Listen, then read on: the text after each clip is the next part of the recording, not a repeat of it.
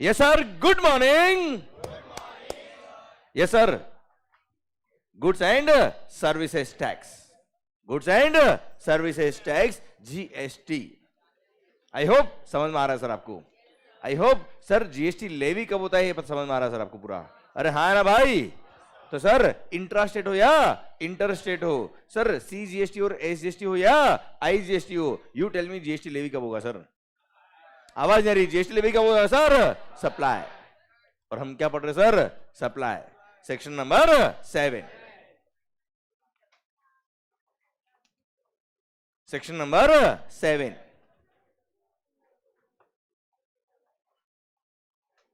Start करें sir.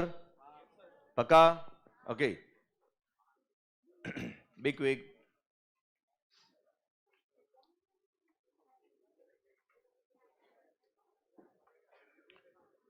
Okay. Settled. पक्का. 100%. Okay. तो sir yes.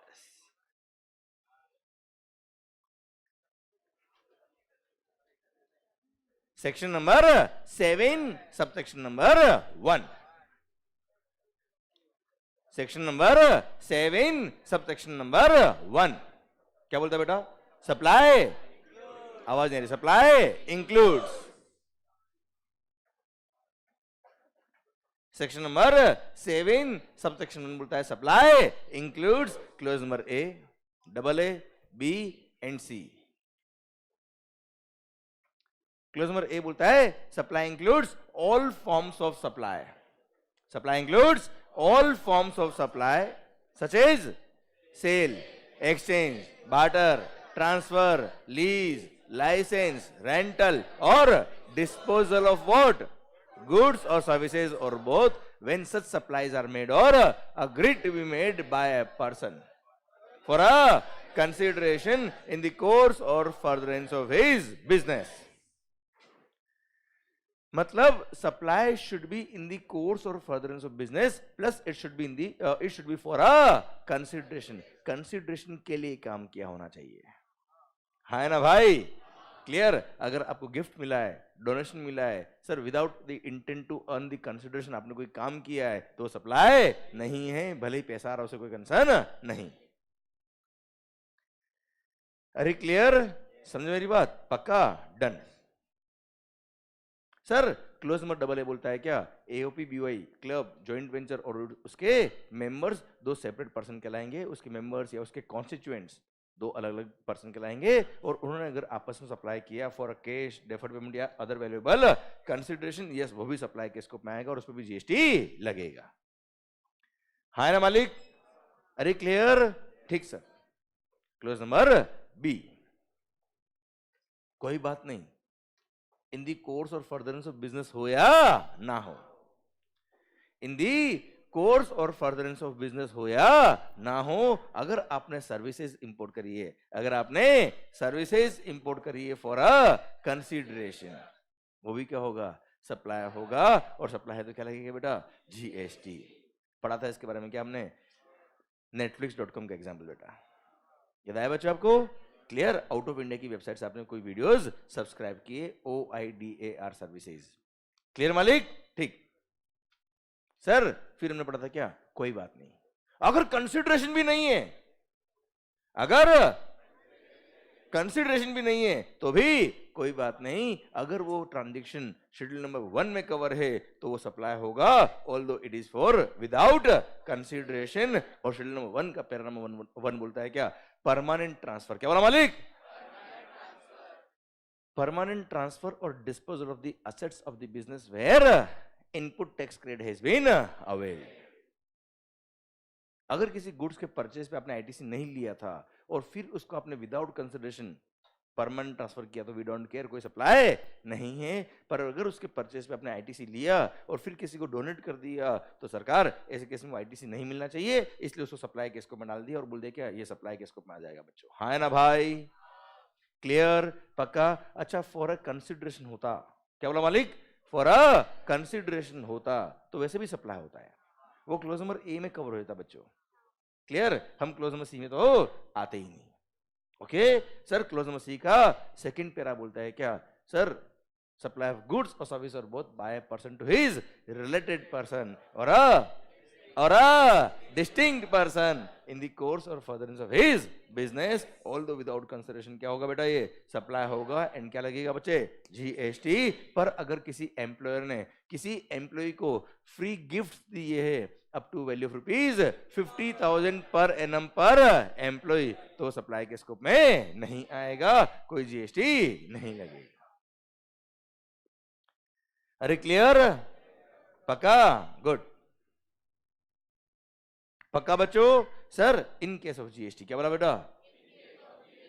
Para number 3 schedule 1 का बोलता है क्या, कोई बात नहीं, कंसिडरेशन नहीं है, फिर भी सप्लाई होगा, supply of goods by principal to his agent. Supply of goods by principal to his agent, where agent undertakes to supply the goods on behalf of principal. Where the agent undertakes to supply the goods on behalf of principal, मतलब जहां पे agent खुद के नाम का bill issue कर रहा है कस्टमर को, जहां पर एजेंट खुद के नाम का बिल इश्यू कर रहा है किसको, कस्टमर को, agent is issuing the invoice in his own name to the customer. तो ऐसे कैसे मानेंगे कि एजेंट ने कस्टमर को बेचा है गुड्स बेटा, तो प्रिंसिपल के यहाँ से जब एजेंट के यहाँ जाएगा तो क्या मान लेंगे, सप्लाई हो गया, और क्या लग जाएगा बच्चे, GST. Same way supply of goods by agent to his principal, where agent undertakes to receive the goods on behalf of principal. Clear? याद है बेटा, परचेजिंग एजेंट मैंने अपॉइंट किया किसी को, हाँ है ना भाई, उसने ऋषभ सर से गुड्स परचेज किया। क्लियर? जब उनसे गुड्स उन्होंने परचेज किया होगा तो उन्होंने जो बिल बनाया वो मान लो एजेंट के नाम का बिल बनाया। किसका नाम का बिल बनाया बेटा? एजेंट के नाम का बिल बनाया। और अगर एजेंट के नाम का बिल बनाया मतलब क्या है, एजेंट ने परचेज किया एक तरह से बेटा। क्लियर? अब एजेंट के यहाँ से प्रिंसिपल क्या आएगा, तब क्या मान लेंगे बेटा, वो सप्लाई हो गया, और ऐसे केस में एजेंट जो मेरे को बिल बनाएगा उस पर जीएसटी चार्ज करेगा बेटा। बोलो यस सर। और आरजे सर का जो बिल होगा उसके बेस पे क्रेडिट किसको मिलेगा, एजेंट को मिलेगा बेटा। क्लियर? ये चेन समझ में आ रही है ट्रांजेक्शंस की बच्चों आपको? 100%। आवाज नहीं आ रही सर? फिर हमने बात करी थी किसकी, डेल क्रेडर एजेंट के सर्कुलर के बारे में बात करी थी। सर डीसीए ने अगर जो कस्टमर को गुड्स बेचा है उससे over and above the price अगर उसने इंटरेस्ट चार्ज किया है तो सर ध्यान देना वो इंटरेस्ट एग्जम्प्ट होगा अगर उस डेल क्रेडर एजेंट ने कस्टमर को जो बिल इशू किया वो मेरे नाम का बिल इशू किया बेटा, क्योंकि ऐसे केस में मैंने सप्लाई किया कस्टमर को बेटा, उसने केवल लोन दिया है बेटा, हाँ है ना भाई। और डीसी ने अगर खुद के नाम का बिल इशू किया कस्टमर को, इसका मतलब डीसी मतलब डेल क्रेडर एजेंट ने खुद ने सप्लाई किया किसको, कस्टमर को, और खुद ने अगर सप्लाई किया मतलब वही सप्लायर है, और सप्लायर ने over and above the price कभी भी इंटरेस्ट चार्ज किया तो वो भी वैल्यू का पार्ट बनता है, और उसमें भी क्या लगता है बेटा, जीएसटी। क्लियर? पक्का? 100% डन सर। ये था क्या, पैरा नंबर 3। आई होप पूरी बात समझ में आ रही है बच्चों आपको? आवाज नहीं आ रही? ओए डिस्टिंक्ट पर्सन की कहानी पूरी समझ में आई बेटा आपको? अरे ये सेनो सर याद आया क्या, वो इंडिगो एयरलाइंस मुंबई से दिल्ली, वो याद आया बेटा आपको? क्या पार्ट्स कंपोनेंट्स इंजन वगैरह याद आया बच्चों आपको? तो ऐसे कैसे बताओ वो सप्लाई है कि नहीं सर? आवाज नहीं आ रही? ओए सप्लाई है कि नहीं सर? बिल्कुल है सर। अरे क्लियर? पक्का? सर पता है कल ये 2 पैराग्राफ पढ़ने में हमको पूरा दिन लगाया बेटा, और अभी 2 मिनट सर। आप समझ रहे हो मैं क्या कहना चाह रहा हूं बच्चों आपको?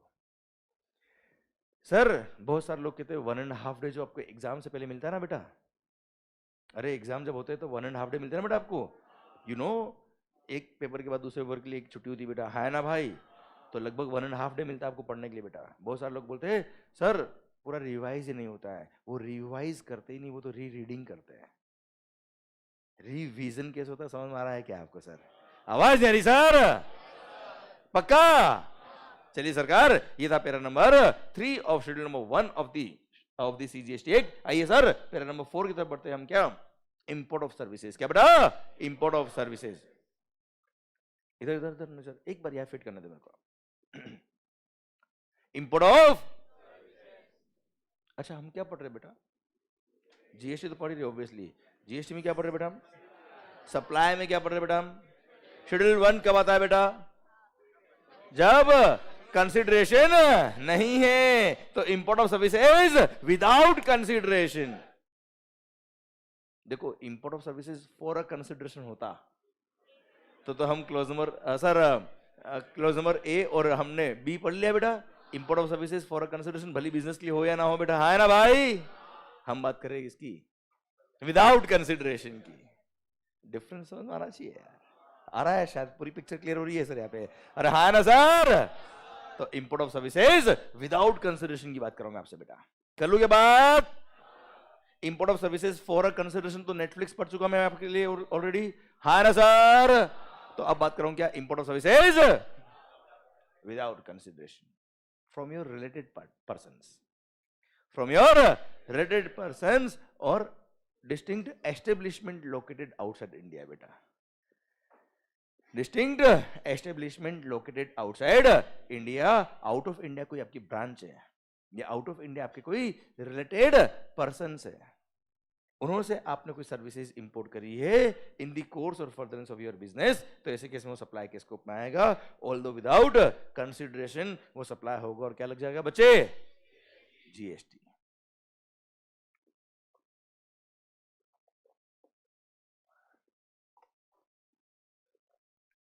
समझना ध्यान से। इंपोर्ट ऑफ सर्विसेज क्या बोला sir, import of services, import of services for a consideration होता, क्या बोला मालिक, import of services for a consideration होता, तो मैं इतनी बातें तो करता ही नहीं सर आपसे।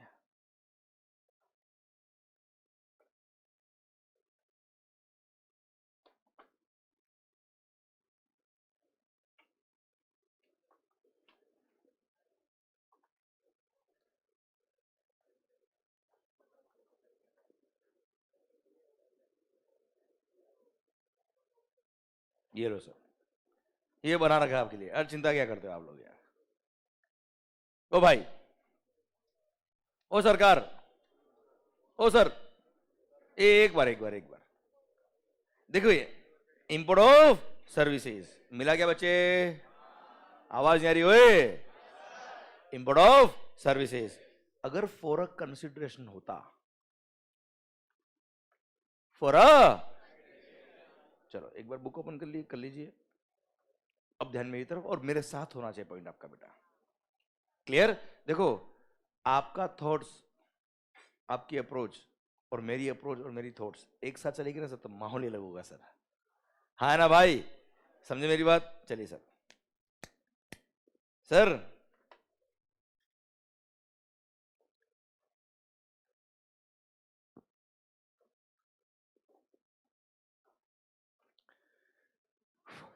ओके, शुरू करूं मैं बेटा बात को। देखिए sir, import of services, import of services अगर फॉर अ कंसिडरेशन होता, अगर, आवाज नहीं आ रही, अगर फॉर अ कंसिडरेशन होता, तो सुनना रहे, भले ही बिजनेस के लिए हो या ना हो, वो डेफिनेटली सप्लाई होता, है ना। अरे क्लियर, अगर फॉर अ कंसिडरेशन है तो सर अगर बिजनेस के लिए है तो वैसे भी क्लोज ए में कवर है, बिजनेस के लिए नहीं भी है तो भी क्लोज नंबर बी में कवर है। अरे क्लियर, इंपोर्ट ऑफ सर्विसेज आप क्लोज में बी में कवर करो, भले कंसिडरेशन हो, भले ही in the course of furtherance of business हो या ना हो, फॉर अ कंसिडरेशन है, सप्लाई है, बात खत्म, भारत माता की जय। क्लियर, मैं तो बात कर रहा हूं किसकी, विदाउट कंसिडरेशन, जरा फीस ही नहीं है यार। आप मुझे बताओ, आपने आउट ऑफ इंडिया की किसी वेबसाइट से कोई वीडियो सब्सक्राइब की बेटा, फ्री वाले, फ्री वाले, ओ भाई साहब फ्री वाले, आप मुझे बताओ सर। सर ध्यान, देखो मेरा टारगेट एग्जांपल समझाना नहीं बेटा, एग्जांपल के मुझे लो पर ध्यान नहीं देना चाहिए, क्लियर। आपने आउट ऑफ इंडिया की किसी वेबसाइट से कोई वीडियो सब्सक्राइब किए बच्चे, गूगल से आपने हेल्प ली बेटा कुछ, है ना मालिक। सर क्या कोई कंसिडरेशन पे किया वहां पे बेटा आपने, क्या कोई कंसिडरेशन पे किया तो क्या जीएसटी पे करोगे, क्या इंडिया में जीएसटी, वो गूगल वाला आके जीएसटी पे करेगा, लूट जाएगा बेचारा यार, ना कुछ मिला ना कुछ दिया, हाँ है ना भाई, क्लियर। तो सर अगर आपने सर्विसेज इंपोर्ट करी है विदाउट कंसिडरेशन, तो इसे जनरली तो उसको इंपोर्ट नहीं मान सकते, जनरली तो उसको सप्लाई नहीं मान सकते, जनरली तो उस पर जीएसटी चार्ज नहीं कर सकते। कोई स्पेशल केस होगा तो ही मानेंगे ना यार, हाँ है ना भाई। वरना आप सचिए आजकल तो जो भी सर्च करना आपको गूगल पे सर्च करते ही बेटा हम। अरे clear sir, now my point is that import of services without consideration तो कोई स्पेशल बात होगी, इसलिए लिखा है क्या, import of services without consideration भी सप्लाई होगा अगर आपने वो सर्विसेज इंपोर्ट करी from your related person or a distinct establishment located outside India in the course or furtherance of your business. अच्छा, इन the course or furtherance of business लिखा होना compulsory क्यों बेटा है पे? भाई सर्विस कहां से इंपोर्ट हुई है? आपके रिलेटेड पर्सन से, मतलब आउट ऑफ इंडिया से किसने सर्विस दी बेटा? आपके रिलेटेड पर्सन ने। अब सोचो वो इन the course or furtherance of business नहीं लिखा होता तो आउट ऑफ इंडिया अगर आपके रिश्तेदार है बेटा, उससे आप बात करें तो भी सप्लाई हो गया बेटा वो तो, हाँ है ना सर, समझे मेरी बात। इसलिए क्या बोला सर, इसीलिए जहां पे भी रिलेटेड पर्सन देख लो आप, वहां पे इन the course or furtherance of business तो होगा ही होगा। क्लियर। अब सर मैं समझाता हूं एग्जाम्पल के थ्रू तो मजा आएगा सर आपको। अच्छा, मैंने डिस्टिंक्ट पर्सन नहीं बोला बेटा आपको, आप देखोगे बार बार मैं डिस्टिंक्ट एस्टेब्लिशमेंट बोल रहा हूं बेटा। डिस्टिंक्ट पर्सन कब होता है बेटा? सेम पेन नंबर पे different registration number under GST बेटा। अब जो आउट ऑफ इंडिया है वो क्या इंडिया में रजिस्ट्रेशन नंबर लेगा क्या? इसलिए डिस्टिंक्ट पर्सन नहीं बोला मैंने।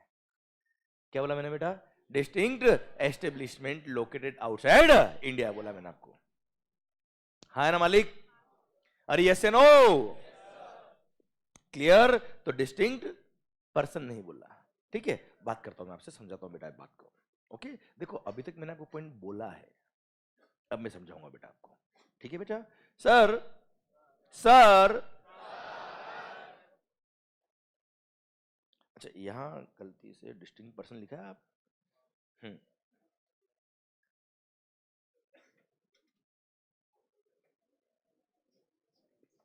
यहां वैसे आप देखेंगे ना,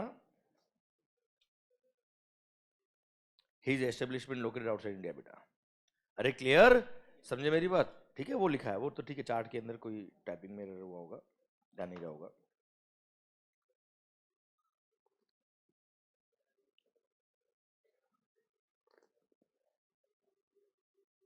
ओके, अभी मैं बोलूं बेटा अभी? ओके ओके ओके, ध्यान दे बच्चों, अभी मेरी तरफ ध्यान बेटा, ठीक है। अब बुक्स में नहीं बच्चों, बुक्स में मैंने पढ़ा देना बेटा आपको। अच्छा, बुक से पढ़ के अगर पूरा समझ में आता तो मंगल यहाँ पे नहीं आता, हाँ है ना सर? ठीक है, ध्यान देना बच्चों। सर जैसे डिस्टिंक्ट पर्सन बोलते ही आपको पूरी पिक्चर याद आ रही है रजिस्ट्रेशन नंबर वाली बेटा, ठीक है, वैसा मुझे हर पॉइंट करना है बेटा। ओके क्लियर, इसलिए ध्यान मेरी तरफ बच्चों आपका। बुक से पढ़ाना तो मैं 2 मिनट लगेंगे, पढ़ा देता हूं बेटा आपको, पर मजा नहीं आएगा सर उससे आपको। ओके मालिक सर, अगर आपने सर्विसेज इंपोर्ट करी from outside India from your related persons or distinct establishment located outside India, मान लो आपकी कोई ब्रांच आउट ऑफ इंडिया बेटा, आपकी क्या है बेटा? एक कोई ब्रांच है, कोई रिप्रेजेंटेटिव ऑफिस आपका आउट ऑफ इंडिया है ना सर? या आपकी कोई sister concern out of India बेटा, आपका रिलेटेड पर्सन हो गया ना यार। अरे याद है रिलेटेड पर्सन कल पढ़ा था हमने बेटा, क्लियर सर? ये आपकी holding company out of India है, आपकी subsidiary company out of India है, XYZ कुछ भी समझ लीजिए बेटा आप, क्लियर। तो ऐसे केस में सर वहां से आपने कोई सर्विसेज ली है इंडिया में, भले वो विदाउट कंसिडरेशन हो, पर अगर it is in the course of furtherance of business तो वो सप्लाई होगा, और सप्लाई है तो क्या लगेगा बच्चों? जीएसटी। अरे क्लियर, मैं तुम्हें समझाता हूं इसका एग्जांपल के थ्रू। मान लो मेरी एक फैक्ट्री है, मैं क्या बनाता हूं बेटा? Markers, brand name Mangal's. अब सर हमारे किसी सप्लायर से कोई डिस्प्यूट हो गया, और सर हमको अब उसके अगेंस्ट लीगल केस फाइल करना है बेटा, तो उसको एक लीगल नोटिस देना है बेटा। सर अब लीगल नोटिस के अंदर हम एक्सपर्ट नहीं है, पर मेरी एक ब्रांच है यूएस में बेटा, हमारी एक ब्रांच है यूएस में who is expert in legality बेटा। क्लियर? या मेरा कोई रिलेटेड पर्सन है out of India who is the expertise of legal notices. Clear? उन्होंने क्या किया बेटा, आउट ऑफ इंडिया से लीगल नोटिस हमारे उस सप्लायर को भेजा और सर हमसे कोई फीस चार्ज नहीं करी। अच्छा, फीस चार्ज करता तो जल्दी बोलो, तो एनीवे सप्लायर था बेटा वो तो, पर उसने हमसे फीस चार्ज नहीं किया। क्लियर? उसने लीगल नोटिस भेजा हमारे लिए, किसको? हमारे उस सप्लायर को जिससे हमारा डिस्प्यूट चल रहा है। बच्चों यू टेल मी वो सप्लाई के स्कोप में आएगा कि नहीं आएगा? वो सप्लाई के स्कोप में आएगा कि नहीं आएगा? इंपोर्ट ऑफ सर्विसेज, अरे गुड्स तो इंपोर्ट नहीं किया बेटा हमने, उससे लीगल सर्विसेज ली बेटा आपने। Import of services by a person from his related person or a establishment located outside India in the course or furtherance of his business. बताओ सप्लाई है कि नहीं बच्चे? आवाज नहीं आ रही? ओए पक्का बच्चा? 100% डन। भारत माता की जय। चलो एक क्वेश्चन और मेरा आपसे पूछ लूं क्या बेटा? मैं मान लो यही वो आउट ऑफ इंडिया जो हमारी ब्रांच थी ना बेटा, वो ब्रांच नहीं थी, मेरा एक ब्रदर था बेटा, who is a lawyer out of India, US में एक लॉयर है बेटा, और उसने मेरी फैक्ट्री में जो मार्कर बनते हैं वहां पे मेरे सप्लायर से झगड़ा हो गया, उसने लीगल नोटिस भेजा बेटा मेरे लिए। बताओ सप्लाई है कि नहीं सर? आराम से एक एक वर्ड बताओ मुझे पहले आप। इंपोर्ट है कि नहीं बेटा? इंपोर्ट ऑफ सर्विसेज, आवाज नहीं आ रही? Import of services. Clear sir? Without consideration, आवाज नहीं आ रही? ओए in the course or furtherance of business, in the course or furtherance of business, yes. But क्या आपने ये सर्विसेज आपके रिलेटेड पर्सन से इंपोर्ट करी है? क्या भाई आपका रिलेटेड पर्सन है? भाई रिश्तेदार नहीं है? नहीं है भाई रिश्तेदार होता अगर वो आप पे डिपेंडेंट होता, या वो डिपेंडेंट नहीं है, वो रिलेटेड पर्सन नहीं है, वो हमारी अदर एस्टेब्लिशमेंट भी नहीं था, हमारी ब्रांच भी नहीं था बेटा। हाँ है ना भाई? अब सर सुनना बच्चा, फॉर अ कंसिडरेशन होता तो क्लोज नंबर ए में कवर होता बेटा, क्लोज नंबर बी में भी कवर हो जाता बेटा अगर वो फॉर अ कंसिडरेशन होता तो बेटा। क्लियर? क्लोज नंबर सी में आए कब? विदाउट कंसिडरेशन है। विदाउट कंसिडरेशन के केस में सर वहां 4 पैरा देर के परमानेंट ट्रांसफर और disposal of the asset of the business, वहां कवर नहीं है बेटा। सेकंड सर आपने अपने रिलेटेड पर्सन को सप्लाई किया है, सर वो रिलेटेड है ही नहीं बेटा। हाँ है ना भाई? सर नेक्स्ट क्या है बेटा? प्रिंसिपल टू एजेंट या एजेंट टू प्रिंसिपल, वहां पे भी कवर नहीं है बेटा। और लास्ट क्या है? Import of services from your related person or a distinct establishment located outside India, वहां पे भी वो कवर नहीं हो रहा। मतलब सेक्शन नंबर 7 में ही कवर नहीं हो रहा है बेटा, और जो सेक्शन नंबर 7 में कवर नहीं, वो सप्लाई ही नहीं, और सप्लाई नहीं मतलब कोई जीएसटी नहीं। अरे क्लियर? और ऐसे केस में कोई जीएसटी नहीं लगेगा। This is the question in CA intermediate and CA final multiple times. Clear? कि वो भाई आपका रिलेटेड है कि नहीं है, ये इनडायरेक्टली पूछ लेते बेटा आप। समझे आप मेरी बात बच्चों? क्लियर? तो सर मैं आपको जीएसटी का आइडिया देने नहीं आया हूं, मैं जीएसटी एग्जैक्टली क्या होता है वो बताने आया हूं, वो पढ़ाने आया हूं। हाँ ना भाई? एक एक वर्ड समझ में आ रहा कि नहीं आ रहा सर आपको? आवाज नहीं आ रही सर आपकी? अरे यस या नो?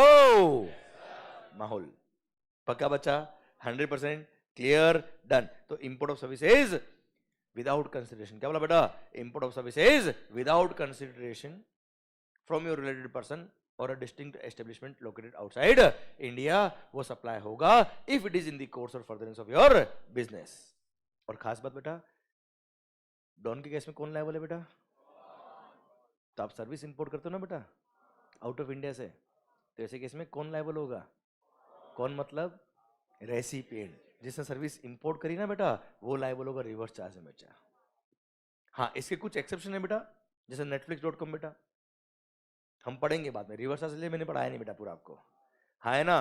क्लियर? वरना सोचिए आपने आउट ऑफ इंडिया से वीडियो सब्सक्राइब की, पेड सब्सक्रिप्शन बेटा, और रिवर्स चार्ज में अगर आपको टैक्स पे करना होता बेटा, तो रात को वीडियो सब्सक्राइब किया, सुबह उठ के जीएसटी पे करोगे? पापा पूछेंगे हो क्या रहा है भाई घर में ये? अरे हाँ है ना सर? इसलिए कुछ एक्सेप्शन भी है बेटा, मैंने बताया ना आपको, रिवर्स चार्ज मैंने पूरा नहीं पढ़ाया था बेटा आपको। अरे क्लियर? समझे मेरी बात? डन। आई होप पिक्चर समझ में आ रही सर आपको? अरे यस नो? ये शेड्यूल नंबर 1 खत्म होता है अब। ये 4 पे रहते हैं बेटा, चारों खत्म होते हैं। अब एक बार वापस बोल दूं क्या बेटा, फटाफट चारों पॉइंट। सर शेड्यूल नंबर 1 बोलता है क्या, सप्लाई होगा। क्या बोला मालिक, सप्लाई होगा। सर ये 4 ट्रांजेक्शन सप्लाई किसको पाएंगे, although it is without. First permanent, देखो टेम्पररी ट्रांसफर भी होता है बेटा, जैसे रेंट पे दिया तो वो टेम्पररी हो गया बेटा, है ना, क्लियर। क्या बोलने का बच्चा, परमानेंट।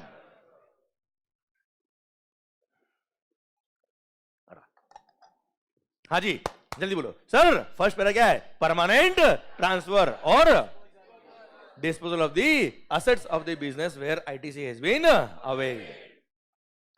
अगर उन परचेज ऑफ गुड्स पे आपने आईटीसी लिया है, अगर उन परचेज ऑफ गुड्स पे आपने आईटीसी लिया है, और सर अगर आपने उन गुड्स को परमानेंट ट्रांसफर कर दिया, डिस्पोज ऑफ कर दिया विदाउट एनी कंसिडरेशन, तो भी वो सप्लाई के स्कोप में आएगा, क्योंकि परचेज पे आपने क्या ले लिया बेटा, आईटीसी ले लिया।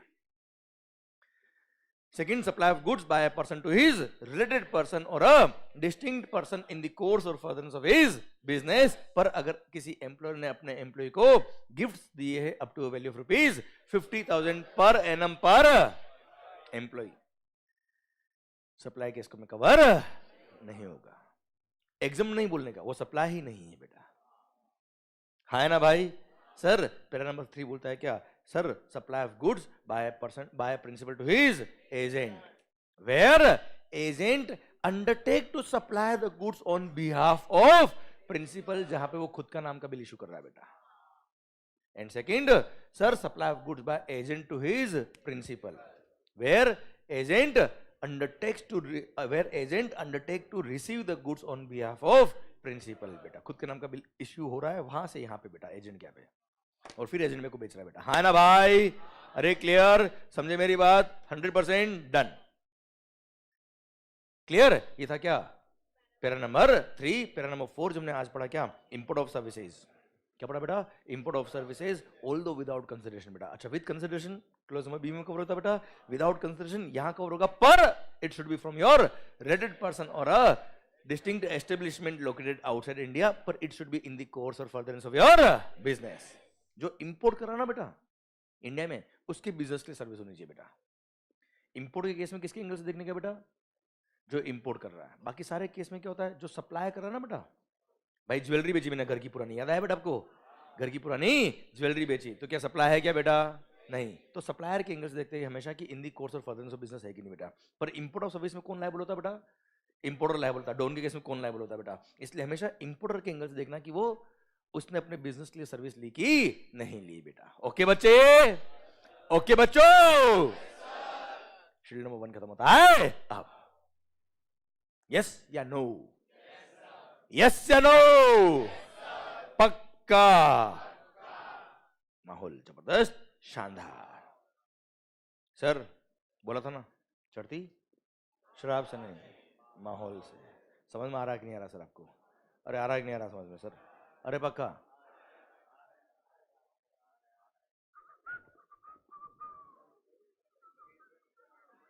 ओके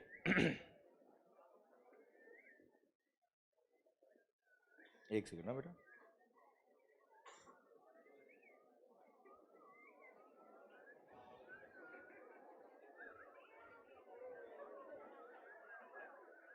हाँ जी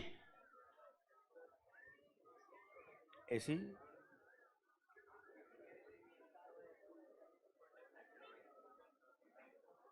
हेलो अथर्व, वो आईपैड का कनेक्शन लूज हुआ है कोई यार, आईपैड चलने का है। हाँ हाँ जल्दी आ जल्दी आ जल्दी आओ ना।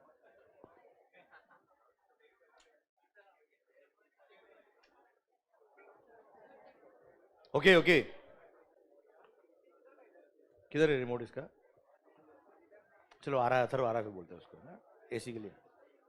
ओके ओके सर, हाँ जी हाँ जी हाँ जी, इधर ध्यान। ओ मालिक, सर सर, बहुत ही बढ़िया, माहौल जबरदस्त शानदार। सरकार सेक्शन नंबर 7 चल क्या रहा है आखिर, जीएसटी। जीएसटी लेवी कब होता है सर, अरे जीएसटी लेवी कब होता है सर, सप्लाई। एंड सप्लाई को कहा डिफाइन किया? Section number 7। Section number 7 subsection 1 क्या बोलता है बेटा? Supply includes, supply includes clause number A बोलता है क्या sir?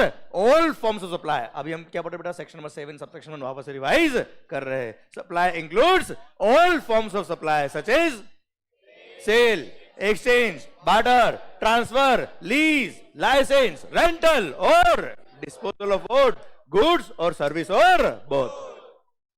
When such supplies are made और अग्री टू मेड, याद करो मेड और अग्री टू मेड याद है कि नहीं आपको बेटा? अरे हाँ है ना भाई? सर अग्री टू मेड मतलब एडवांस भी रिसीव हो गया तो जीएसटी लग जाएगा। यस या no? When supplies are made और agree to made by a person for a consideration. केवल इतना काफी नहीं है, it should be in the course or furtherance of his business. तो वो सप्लाई होगा वरना सप्लाई नहीं होगा। हाँ है ना सर?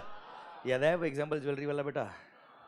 क्लियर? समझे? तो क्लोज नंबर ए बोलता है क्या? It should be for a consideration plus it should be in the course or furtherance of his business. Clause number double A, AOP BOA ने अपने मेंबर्स को कुछ सप्लाई किया बेटा। हाँ है ना भाई? भले गुड्स हो या सर्विसेज हो, या मेंबर्स ने एओपी बीओए को सप्लाई किया बेटा, या एक मेंबर ने दूसरे मेंबर को सप्लाई किया बेटा। हाँ है ना भाई? क्लियर? वो सब सप्लाई के स्कोप में आएगा, जीएसटी लगेगा। मतलब एओपी बीओए और उसके मेंबर्स हमेशा सेपरेट पर्सन कहलाएंगे, सिंगल पर्सन नहीं बेटा वो। ठीक है मालिक? डन। किसी भी लॉ में, किसी भी कानून में, किसी भी एक्ट में, किसी भी जजमेंट में, किसी भी डिक्री में कुछ भी कहा, we don't care. AOP BOA और उसके मेंबर्स क्या हो? दो डिफरेंट पर्सन है बेटा। डिस्टिंक्ट पर्सन नहीं बोला मैंने, दो डिफरेंट पर्सन है बेटा। समझ में आ रही बात मेरी? आवाज नहीं आ रही सर? कोई बात नहीं। अगर इन the course of furtherance of business भी नहीं है, बट अगर आपने सर्विसेज इंपोर्ट करी, क्या इंपोर्ट करी बेटा आपने? सर्विसेज इंपोर्ट करी फॉर अ कंसीडरेशन, वो भी सप्लाई होगा और सप्लाई किसको में आएगा? तो जीएसटी लगेगा। netflix.com बेटा। हाँ है ना बेटा? अच्छा ये इंपोर्ट ऑफ सर्विसेज है, इंपोर्ट ऑफ गुड्स होता तो बेटा, इंपोर्ट ऑफ गुड्स होता तो कस्टम लगता और कस्टम के साथ में आईजीएसटी भी लग जाता और वहां कस्टम के प्रोविजन के अकॉर्डिंग लगेगा जीएसटी बेटा। हाँ है ना भाई? क्लियर? वो मैंने आपको पढ़ाया नहीं, बस हिंट दिया बेटा मैंने आपको। ओके बच्चों? सर फिर हम पढ़ रहे क्या सर? क्लोज नंबर सी। कोई बात नहीं, वी डोंट केयर। भले ही कंसिडरेशन नहीं है तो भी वो क्या होगा? सप्लाई होगा, और सप्लाई है तो क्या लगेगा बच्चे? वो सारे ट्रांजेक्शन जो कहां कवर है बेटा? शेड्यूल नंबर 1 में। कितने पैरा कवर है बेटा? 4। फर्स्ट, परमानेंट ट्रांसफर और disposal of the assets of the business where ITC has been availed. Where ITC has been availed कितना इंपॉर्टेंट बात है बेटा? क्लियर? सप्लाई ऑफ गुड्स और सर्विस और both by a person to his related person or a distinct person in the course or furtherance of his business, although without consideration, फिर भी क्या है? सप्लाई है।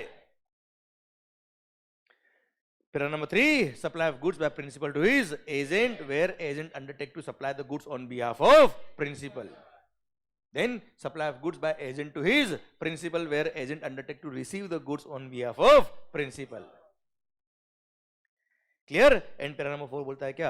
Import of services from your related person or distinct establishment located outside India in the course or furtherance of his business, वो supply होगा although without consideration. With consideration होता तो हम यहाँ पे आते ही नहीं बेटा। हाँ ना भाई? इसी के साथ सेक्शन नंबर 7 सबसेक्शन 1 खत्म होता है। अब समझा कि नहीं समझा? सर क्या हमने जो भी बात करी है, इस बात को समझने में 2-3 दिन लग गए बेटा हमको। क्लियर? पर आपकी टिप्स पे है कि नहीं सर? पर हमने क्या इसको याद किया है? याद हुआ है बच्चा आपको? अच्छा, याद होने से ज्यादा इंपोर्टेंट क्या समझ में आया है बच्चों आपको? क्लियर? लाइफ में ध्यान रखिएगा बेटा, ये कभी क्वेश्चन नहीं आता एग्जाम में कि write down the definition of supply, ये नहीं आएगा यार। क्लियर? समझे आप मेरी बात? सर आपको कोई ट्रांजेक्शन दे देंगे, बताओ जीएसटी लगेगा कि नहीं लगेगा सर? हाँ ना भाई? क्लियर? एंड आपका माइंड एनालिसिस करना चाहिए, इसलिए सर हमको हर एक पॉइंट को एनालाइज करना है बच्चों। ठीक है? And I will try my best कि सर आपके दिल तक बात पहुंचा दो बेटा, और आपका दिल कहते ना सर हाँ सर ये होना चाहिए सर, और वही अगर लिखा है लोगों के अंदर, मजा आ जाएगा ना सर आपको तो यार। हाँ ना भाई? डन सर, बहुत अच्छा बेटा, and really I appreciate this माहौल सर। क्लियर? जिस तरीके से आप बैठे हो ना सर यहाँ पे, जिस तरीके से आप देखते हो, पढ़ते हो, जिस तरह से आपका ध्यान रहता है, जिस तरह से आप मैं कोई वर्ड आपको बोलवाने के लिए बोलवाता हूं तो आप बोलते हो sir. Clear, this is tremendous, thank you so much sir, really clear, माहौल जबरदस्त। तो ये तालियां आपके लिए बच्चों, माहौल। सर सुना बात ध्यान से। तो सरकार इन केस ऑफ जीएसटी क्या बोला सर? एक क्वेश्चन पूछूं क्या यार? ये क्वेश्चन का आंसर आप सोच समझ देना बेटा, ठीक है? अब ये आपके लिए क्या है? टेस्ट है ये वाला, कि देखते समझ में आया कि नहीं आया आपको। ओके, अच्छा मान लो, बहुत बढ़िया बेटा, बहुत ही शानदार।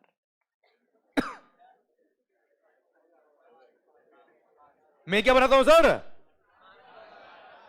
We have multiple business, sir हम दवाई बनाते, दवाई, मेडिसिन, फार्मास्यूटिकल कंपनी सर, हम ड्रग्स, यस सर। मान लो सर हम मेडिसिन बनाते हैं, we are manufacturing medicine, we are pharmaceutical company. Sir दवाई बनाई बेटा आपने, समझना, ओ होशियारी, प्रैक्टिकल बेटा। एंड ये मैं बता रहा हूं आपसे, ये आपका टेस्ट हो रहा है कितना समझ में आया कितना नहीं आया। एंड एक बात और, मेरे को इसका आंसर जल्दी नहीं चाहिए, ओके? मेरे को इसका आंसर शांति से चाहिए, आराम से। शांति कौन है वो छोड़ दो बेटा, क्लियर सर? अरे आप बोलो उससे पहले मैं बोल देता हूं बेटा। सर सुनना, विजू भैया ने और दर्शन सर ने आपको बिगाड़ लिया बेटा, और थोड़ा थोड़ा असर मेरे में भी आ रहा है बेटा। सर अभी तो बहुत बाकी है बेटा, वेरी गुड बेटा। सर ऐसा नहीं जो धीरे धीरे जैकेट खोल के आऊं घर पे, फिर शर्ट खोल के पढ़ाऊं इधर। सर मान लो sir we are a manufacturer of medicine, हम जब दवाई बनाते हैं बेटा, उसकी मार्केटिंग के लिए, उसके प्रमोशन के लिए हम डॉक्टर्स को फिजिशियन सैंपल्स सर हम फ्री में डिस्ट्रीब्यूट करते हैं बेटा। सर डॉक्टर्स को हम दवाई कुछ देते ना फ्री में बेटा, आपने कई बार देखा होगा सर डॉक्टर्स के पास एमआर देखा होगा, मेडिकल रिप्रेजेंटेटिव बेटा, हाँ ना भाई, वो जाते हैं और दवाई के सैंपल दे के आते बेटा। क्लियर कि सर ये दवाई आप देखिए, ट्राई करिए, और सर इसका प्रमोट करो, और जो पेशेंट आता है उनको ये दवाई लिखिए, इसमें आपको भी फायदा होगा और हमको भी फायदा होगा बेटा, और मरीज मतलब मरीज की बीमारी दूर हो जाएगी बेटा, ऐसा। अरे हाँ ना भाई, तो we are a manufacturer of medicine, हमने दवाई फ्री ऑफ कॉस्ट डॉक्टर्स को दी बेटा, हाँ ना भाई, जिसको बोलते हैं फिजिशियन सैंपल्स। डॉक्टर्स के लिए जो सैंपल हम बनाते हैं ना बेटा दवाई के, मतलब दवाई तो सबके लिए बनाई बेटा, कुछ दवाई हम फ्री में दे रहे डॉक्टर्स को फॉर प्रमोशन पर्पस बेटा, सेल्स प्रमोशन पर्पस बेटा। क्लियर, आराम से शांति से। मान लो 10 लाख की दवाई हमने पूरे हिंदुस्तान के अंदर अलग अलग डॉक्टर में डिवाइड करके उनको फ्री सैंपल दे दिए, 10 लाख की दवाई बेटा। अगर मार्केट में बेचते तो 10 लाख रुपए आते, हमने फ्री में दे दिए डॉक्टर्स को बेटा। माई क्वेश्चन इज दैट, आराम से, जल्दी नहीं, वो 10 लाख पे जीएसटी लगेगा कि नहीं लगेगा, जल्दी आंसर नहीं चाहिए मेरे को, जल्दी नहीं चाहिए मेरे को। क्लियर, वो सप्लाई के स्कोप में आएगा कि नहीं आएगा? सर बताइए आराम से सोच के, free samples for sales promotion बेटा। अच्छा एक मिनट, आपको कभी भी चेक करना है कि कोई ट्रांजेक्शन सप्लाई के स्कोप में आ रहा है कि नहीं आ रहा है, तो कैसे चेक करोगे बेटा? ये रहा, लगाओ, एक एक में फिट करो सर, जल्दी जवाब मत दो, एक एक में फिट करके बताओ कि इसमें कवर हो रहा कि नहीं हो रहा है, इसमें कवर हो रहा कि नहीं हो रहा, फिर बताना सप्लाई है कि नहीं है। सर एंड तक पहुंचो, शेड्यूल 1 खत्म हो जाए आपका, तब बताना मुझे कि सप्लाई है कि नहीं है। देखो सर ध्यान से, मैं तो बता ही दूंगा सर आपको, आप रिवाइज करिए एक बार सर, बुक में नहीं, बुक में नहीं सर, यहीं पर एक एक पॉइंट यहां पे अप्लाई करिए,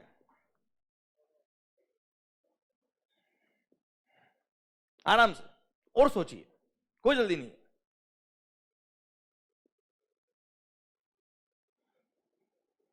अच्छा सबसे पहले अप्लाई करो, हमारा क्वेश्चन क्या है, जीएसटी लगेगा कि नहीं लगेगा? लगेगा मतलब लेवी होगा कि नहीं होगा बेटा?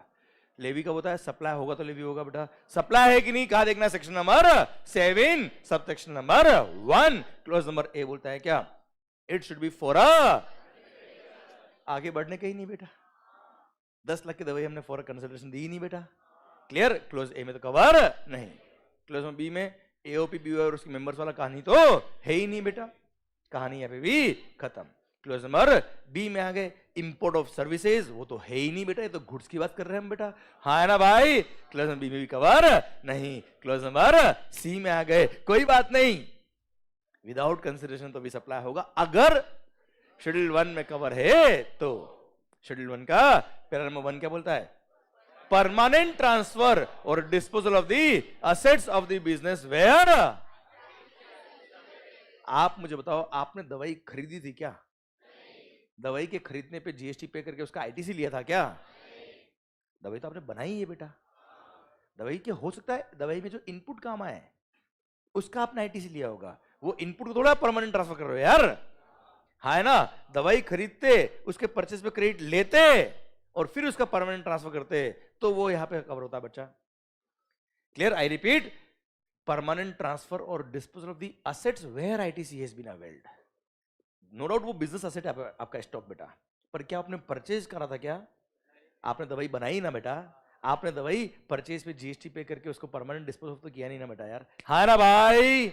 इसलिए शेड्यूल नंबर 1 पैरा नंबर 1 में कवर नहीं होगा। ये वाला पॉइंट समझ में आया बेटा आपको? बहुत सारे लोगों ने गलती अगर करी होगी तो यहां करी होगी बेटा, पर वो गलती करी कोई बात नहीं चलेगा, पर अभी रेक्टिफाई हो गई बच्चा का वो गलती, अरे हाँ है ना भाई। क्लियर? वही गुड्स खरीद के उस पर क्रेडिट लेते और वही अगर डिस्पोज ऑफ करते तो वो सप्लाई केस को पाता। पर सर ये तो दवाई हमने बनाई है, हमने उसके परचेज पे कोई क्रेडिट नहीं लिया, हमने परचेज ही नहीं करी थी बेटा वो तो, हाँ है ना भाई। पैरा 1 में तो कवर नहीं। Para number 2, supply to related person or distinct person नहीं है बेटा, डॉक्टर हमारे रिलेटेड बेटा। Sir para number 3, principal to agent या agent to principal, that is not the case. Para number 4, import of services, उसमें भी कोई कवर नहीं हो रहा। भारत माता की जय। शेड्यूल 1 भी खत्म हो गया, उसमें भी कोई कवर नहीं हुआ। कवर नहीं हुआ मतलब सप्लाई ही नहीं हुआ और कोई जीएसटी नहीं लगेगा। और सर इसी के साथ अब जाके सेक्शन नंबर 7 सबसेक्शन 1 खत्म होता है। अब हाँ या ना? सर ये एग्जाम्पल देके मैंने बताया क्या किया है, ये क्वेश्चन पूछ के मेरे 2 पर्पस पूरे हुए बेटा। एक तो पूरा रिवाइज भी हो गया, सेकंड आपको लॉ अप्लाई करना आ गया। ध्यान देना बच्चों, सर 10-15 सेकंड एक्स्ट्रा लग जाएंगे दिमाग में आपको, पर डायरेक्ट आंसर में मत जाना बेटा, प्रोसेस फॉलो करना हमेशा। लाइफ में कोई क्वेश्चन आ जाए सप्लाई है कि नहीं है, पहले क्या देखेंगे? क्लोज नंबर ए 7(1)(a), फिर डबल है बी, फिर सी पे पहुंचना बेटा। ये स्टेप्स फॉलो किया बेटा तो जीवन में कभी गलती नहीं होगी बेटा। क्लियर? पक्का? डन। तो था क्या? Schedule number 1 section number 7 sub section number 1 supply includes. I hope picture समझ में आ रही बेटा आपको ये, अरे हाँ है ना भाई? पक्का? डन। आइए सरकार आगे बढ़ते हैं हम। Sir section number 7 sub section 1 के बाद क्या था बेटा? आवाज नहीं आ रही ओए। 1A। सर चीटिंग है ये, क्या करें, जीवन में कभी कभी चीटिंग करनी पड़ती है बेटा। सर देखो, अच्छा एक मिनट, चलो बताओ मैं आपको 1A क्यों आया बेटा, चीटिंग क्यों हुई बेटा, उसका कारण भी बता दूं मैं आपको। चलो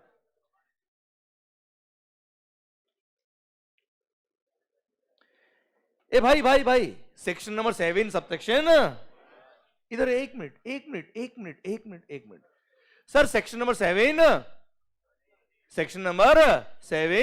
सब सेक्शन 1A, एक मिनट, अगर मैंने कभी 7(1)(a) बोला है ना बेटा तो ये 1A बोला है बेटा, 7 सबसेक्शन 1A नहीं बेटा। क्लियर? ये जो है ना ऊपर वाला, इसको बोलते हैं सेक्शन नंबर 7 सबसेक्शन 1 क्लोज ए। अरे क्लियर? चलो यार एक चीज और दिल में आई, बोली दूं क्या यार, यह पढ़ा हूं केवल यार, बहुत टाइम हो गया है ना यार। एक चीज बताओ मुझे आप, ये सेक्शन नंबर 7 सबसेक्शन 1 है या सेक्शन नंबर 7 क्लोज 1 है?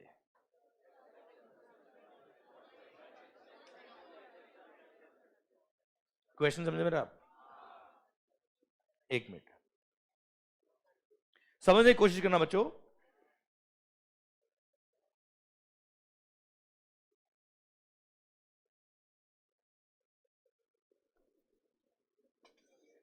एक मिनट एक मिनट।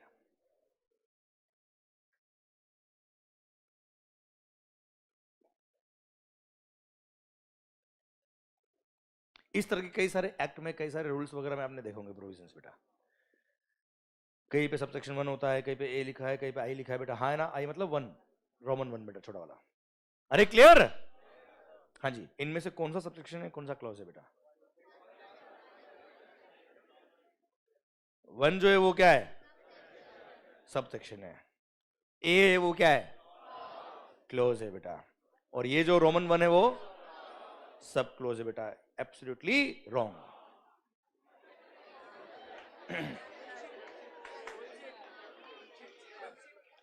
क्लियर? इनमें से एक भी सही नहीं था। एक मिनट एक मिनट। अच्छा बच्चों, मैंने आपको क्या बोला फर्स्ट डे बेटा? हम यहां क्यों आए? सीखने के लिए आए, पढ़ने के लिए आए। क्लियर? आंसर गलत होगा तो अच्छी बात है ना यार। क्लियर? यस। आज कुछ नया सीख लेंगे सर, आज कुछ तूफानी करते हैं सर। यह सुनना सुनना, अब समझना कि सर सब सेक्शन क्लोज ये क्या होता है। अच्छा यही अगर मैं सेक्शन से रूल लिख देता बेटा पे, तो सब रूल नंबर 1, कुछ बातें मेरे दिल में थी पर बोल नहीं पाता बेटा। सर सर मान लो, अच्छा यहीं पे अगर रूल लिखा होता तो रूल नंबर 7 सब रूल नंबर 1 या क्लोज नंबर ए या क्लोज नंबर आई क्या होता है, ये सब मतलब सेक्शन है या रूल है, फर्क नहीं पड़ रहा बेटा उससे। ठीक है, दोनों की बात सेम है बच्चों। अब मैं तुम्हें बताऊं कि कहां पर सब रूल नंबर 1 बोलते हैं, कहां पे क्लोज नंबर 1 बोलते हैं, बता दूं क्या बेटा आपको? पक्का ध्यान से सुनना बच्चों, ध्यान से।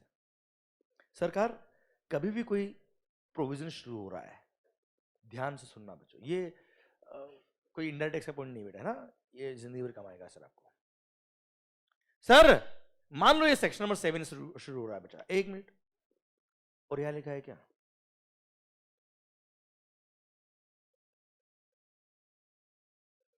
सप्लाई इंक्लूड्स, और फिर 1 लिखा होता, और यहां पे जो भी लिखा होता बेटा। हाँ है ना भाई? क्लियर? और एक हमने पढ़ा था,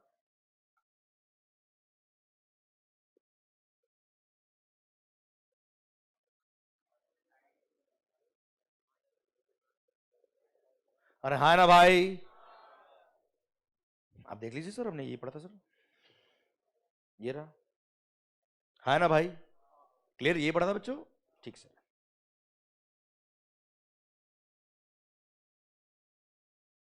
अगर ऐसा लिखा होता, सेक्शन नंबर 7 में लिखा होता सप्लाई इंक्लूड्स, फिर यह लिखा होता तो ये होता क्लोज। क्या होता बेटा? ये क्लोज। ओके सर, और अगर ऐसा लिखा है तो सेक्शन नंबर 7 सब सेक्शन 1 है ये। मतलब अगर सेक्शन जब शुरू हो रहा है, रूल जब शुरू हो रहा है, तब वहां पे पहले कॉमन लाइन लिखी है कोई ऊपर, क्या लिखी बेटा? और उसके बाद कोई पॉइंट चालू हो रहे हैं। इसका मतलब क्या है बेटा? इसका मतलब यह है कि ये जो कॉमन लाइन लिखी है वो इन सब पे एप्लीकेबल है बेटा। अरे हाँ है ना सर? तो इस लाइन के ये क्लोजेस है बेटा, ये सारे 1 2 3, हाँ है ना सर? उस पे वो कॉमन लाइन एप्लीकेबल हो रही है बेटा। करो रे। क्लियर? पर यही अगर सेक्शन 7 जब शुरू हुआ था, वहां कोई एक कॉमन लाइन नहीं थी बेटा, direct sub section number 1 divide कर दिया ना बेटा। मतलब सेक्शन नंबर 7 को शुरू नहीं होने दिया, उससे पहले क्या कर दिया, उसको कट लगा दिया बेटा। कोई कॉमन गवर्निंग लाइन नहीं है, तो सेक्शन नंबर 7 सब सेक्शन 1। हाँ, उसके बाद एक कॉमन लाइन लिख रखी है which is applicable on A B C, हाँ है ना भाई? Now this common line is applicable for this provisions बेटा। तो ये सब सेक्शन 1 के क्या हो गए? क्लोजेस हो गए। भारत माता की जय। इट इज नॉट एसेंशियल कि ए लिखा है तो वो क्या है, क्लोज है, ए सबसेक्शन है या क्लोज है बेटा। Clear sir? आप कई सारे एक्ट देखना बेटा, डेफिनेशंस दी होती बेटा सेक्शन नंबर 2 में बेटा। अरे पढ़े होंगे ना आपने बहुत सारे एक्ट बेटा, डेफिनेशंस दी होती सेक्शन नंबर 2 में मोस्ट ऑफ द एक्ट में बेटा। वहां लिखना, वहां देखना, हमेशा देखना, बहर एक्ट में देखना बेटा। क्या लिखा है? Unless the context otherwise requires, comma, following shall be construed as under for the purpose of this act, या रूल जो भी है बेटा। For the purpose of this act following shall be construed as under unless the context requires otherwise बेटा। और उसके बाद देखना सर डेफिनेशन से क्लोज चालू होते बेटा, हाँ है ना भाई? Clear sir? उसके बाद यहां पे जैसे लिखा होता है पहले कॉमन लाइन कि for the purpose of this act ये ब्ला ब्ला ब्ला ब्ला ब्ला, ठीक है? फिर 1 2 3 कई बार ए भी शुरू होता है बच्चा, हाँ है ना भाई? तो ये सब क्या है बेटा? क्लोजेज है बेटा। Section number 2 clause 1, section number 2 clause 2, this is how these are read बेटा, हाँ है ना भाई? क्लियर? आवाज नहीं आ रही सर? पक्का? तो आप समझ जाना, अगर कोई कॉमन गवर्निंग लाइन है और उसके बाद पॉइंट शुरू हो रहे हैं तो क्लॉजेज है हमेशा। क्लियर? और कोई कॉमन लाइन नहीं है और डायरेक्ट शुरू हो चुके पॉइंट, मतलब डायरेक्ट वो सब सेक्शन चालू हो गया है तो वो क्या सब रूल या सब सेक्शन बेटा। और यही अगर मैं यहाँ पे सेक्शन नंबर 7 लिखा बेटा, सेक्शन 7 की रूल लिख देता बेटा तो भी सेम पॉइंट है बेटा। क्लियर? रूल नंबर 7 होता, मान लो एक गवर्निंग लाइन है, फिर अगर पॉइंट शुरू हो रहे मतलब वो क्या है? क्लॉजेज है बेटा। क्लियर? और डायरेक्ट अगर रूल नंबर 1, रूल नंबर 7, सब रूल नंबर 1 ऐसा शुरू होता तो सब रूल नंबर 1 होता बेटा ये, हाँ है ना भाई? क्लियर बच्चों? आवाज नहीं आ रही सर? ठीक मालिक। चलिए सर, अभी ये बात एकदम दिख गई तो मैंने बोल दिया सर आपको, चलेगा सर ऐसा? ये बीच बीच में कभी कभी ज्ञान आता, चलेगा सर आपको? काम का है कि नहीं सर? जीवन भर काम आएगा ये, जीवन भर। ओके चलिए सरकार, इन केस ऑफ जीएसटी क्या हो रहा सर? आवाज आ रही? In case of GST section number 7 subsection 1A। अच्छा अभी यहाँ पे ध्यान देना बेटा, मैं बता रहा था कि 1A कैसे आया बेटा, पहले 2 ही था बेटा। देखो कभी भी कोई एक्ट बनता है ना बेटा तो 1 2 3 ऐसे ही बनाते हैं ये लोग बेटा, सबसेक्शन की बात करें तो। बीच में ये जो 1A, कभी 1B, कभी 2A, देखा होगा ना आपने बेटा, ये बीच में जब इंसर्ट किए होते हैं ये बाद में इंसर्ट किए होते बेटा, रिदम मैच करने के लिए उसको वही इंसर्ट किया जाता है बेटा। क्लियर? उस टॉपिक से रिलेटेड होता है इसलिए बेटा, हाँ है ना? क्लियर? अदरवाइज जब नया एक्ट बनता तब ये बीच में 1A वगैरह नहीं होते ये। तो जब जीएसटी नया नया आया था ना बेटा 2017 में बेटा, तभी 1A नहीं था बेटा। यहां पे क्लोज नंबर डी हुआ करता था, डी फॉर डॉक्टर। अब डिपेंड्स आपकी इमेजिनेशन क्या है बेटा। सर सुनना सर, इधर है होशियारी। ओ भाई सेक्शन नंबर 7, एक minute, sub section 1 close number D हुआ करता था बेटा। इधर इधर इधर इस डी में जो लिखा था ना बेटा, उसको यहां से कट किया बेटा और वही यहां पे सबसेक्शन 1A बना के इंसर्ट कर दिया। 2 मिनट ना बच्चों, उसका कारण है बेटा कुछ। सर ये क्लोज नंबर डी में जो लिखा हुआ था वो क्लोज नंबर डी से हटा के फिर सबसेक्शन 1A में लिखा गया, कंटेंट को चेंज नहीं किया, कंटेंट वही था जो डी में लिखा था, वही कहा है, वही कहा है सबसेक्शन 1A में। अब सर इससे फर्क क्या पड़ा सर? अगर डी में लिखा होता तो एक कॉमन लाइन डी पे भी अप्लाई हो रही थी बेटा, क्योंकि this is the common line for subsection 1 बेटा। तो supply includes clause number D भी हो जाता बच्चे ये। क्लियर? पर the intent of the law was not that. Clear? Intent of the law वो नहीं था, इसलिए सर क्लोज नंबर 1A अलग से बनाया और डी में जो लिखा था उसको काटा वहां से और 1A में इंसर्ट कर दिया। अब वहां क्या लिखा है वो समझाऊंगा तो मेरी बात का मीनिंग समझ में आएगा बेटा आपको, क्योंकि आपको ये नहीं पता ना, अभी तो मैं बोल रहा हूं तो हाँ। क्लियर? 1A पढ़ाऊंगा तब समझ में आएगा जीवन में क्या हो रहा है बेटा। ये शुरू करें क्या sir? Sir section number 7 subsection 1A। अरे मजा आ रहा है नहीं आ रहा भाई? और सर मस्त होके पढ़ो सर, मैं बता रहा हूं जितने हमने पॉइंट पढ़े हैं, मैं आपको क्वेश्चनर बुक भी देने वाला हूं बेटा, और वो भी हम पढ़ेंगे, वो भी हम सोल्व करेंगे सर यहाँ पे। Clear sir? जितने हमने एग्जाम्पल पढ़े ना सर, गारंटी सर एक भी क्वेश्चन तकलीफ आएगी तो सर हर एक चीज आपको लगेगा और ये भी आता है, ये भी हो गया, ये भी कवर हो गया। क्लियर? तो जितने भी एग्जाम्पल्स हम यहाँ पढ़ रहे हैं उनको ध्यान से सुनना, those are the question in the questioner book बेटा। ओके सर, बाकी एक्स्ट्रा टाइम मेरे पास भी नहीं है सर। अरे हाँ है ना सर, सुनना टाइम पास नहीं करते बेटा यहाँ पे sir. Point is that her example आपके लिए क्वेश्चन है एग्जाम का। ओके बच्चों, sir section number 7 subsection 1A कहता है क्या? वो सारे transactions which are covered in schedule number 2। कहां पे कवर है बेटा? उनमें एक्चुअली डिस्प्यूट था। डिस्प्यूट ये था बेटा कि वो सप्लाई ऑफ गुड्स कहलाएगा या सप्लाई ऑफ सर्विस कहलाएगा। क्या डिस्प्यूट था बेटा? इधर ध्यान, इधर ध्यान। अरे पढ़ा दूंगा या फिट कर दूंगा। आप सोचो ना सर, एक एक दिन में जो हम पढ़ते हो अगले 3 दिन, अगले सर 2-3 मिनट में रिवाइज हो जाता बच्चे। आप सुनो मस्त होके sir. Section number 7 subsection 1A बोलता है क्या? वो सारे transaction which are covered in schedule number 2, वो या तो सप्लाई ऑफ गुड्स है या सप्लाई ऑफ सर्विस है। सुनना सुनना सुनना, 2 मिनट 2 मिनट 2 मिनट। एक्चुअली क्या था बेटा? There were some dispute in some transactions. GST आने से पहले झगड़ा था कि ये गुड्स है कि सर्विस है। क्या डिस्प्यूट था बेटा? तो शेड्यूल नंबर 2 ने क्या किया? उसको झगड़े को खत्म करने के लिए सर लिख डाला कि ये ट्रांजैक्शन सप्लाई ऑफ गुड्स कहलाएगा, ये ट्रांजैक्शन सप्लाई ऑफ सर्विस कहलाएगा। दिमाग खराब मत करना। एग्जांपल दूं बेटा मैं, तो विजन तैयार होगा बेटा। किसी रेस्टोरेंट में आप गए बेटा, कहां गए बेटा? वहां क्या खाया बेटा आपने? खाना बेटा, वेरी गुड बेटा, बहुत अच्छा किया बेटा आपने। ये तो सर पानी, पानी पिया सर। जिसके साथ पानी पिया ना बेटा, उस पर जीएसटी है ही नहीं बेटा। क्लियर है सरकार? 2 मिनट 2 मिनट। ओ मालिक, ओ सरकार, सुनना भाई, आपने रेस्टोरेंट में खाना खाया, मान लो पाव भाजी मंगाई सर, पोहे मंगाए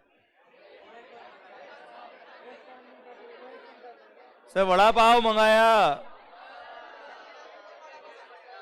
सांभर समोसा मंगाया सर, चीज वड़ा पाव मंगाया। क्या भूख लग रही है भाई? मान लो सर आपने खाना मंगाया सर, 200 रुपए का बिल था बेटा। आपने मान लो सर पाव भाजी खाई बेटा, मिसल पाव, काटाकीर सर, इधर ध्यान। ओ शरी सर, अब आपने मान लो पाव भाजी मंगाई, 200 रुपए का बिल था बेटा। आप मुझे बताओ आपने क्या खाया? पाव भाजी बेटा। गुड्स खाया कि सर्विस खाया बेटा? बात को समझने की कोशिश करना sir. You tell me, restaurant ने 200 रुपए का जो पाव भाजी आपको सर्व किया बेटा, वो सप्लाई ऑफ गुड्स है कि सप्लाई ऑफ सर्विस है?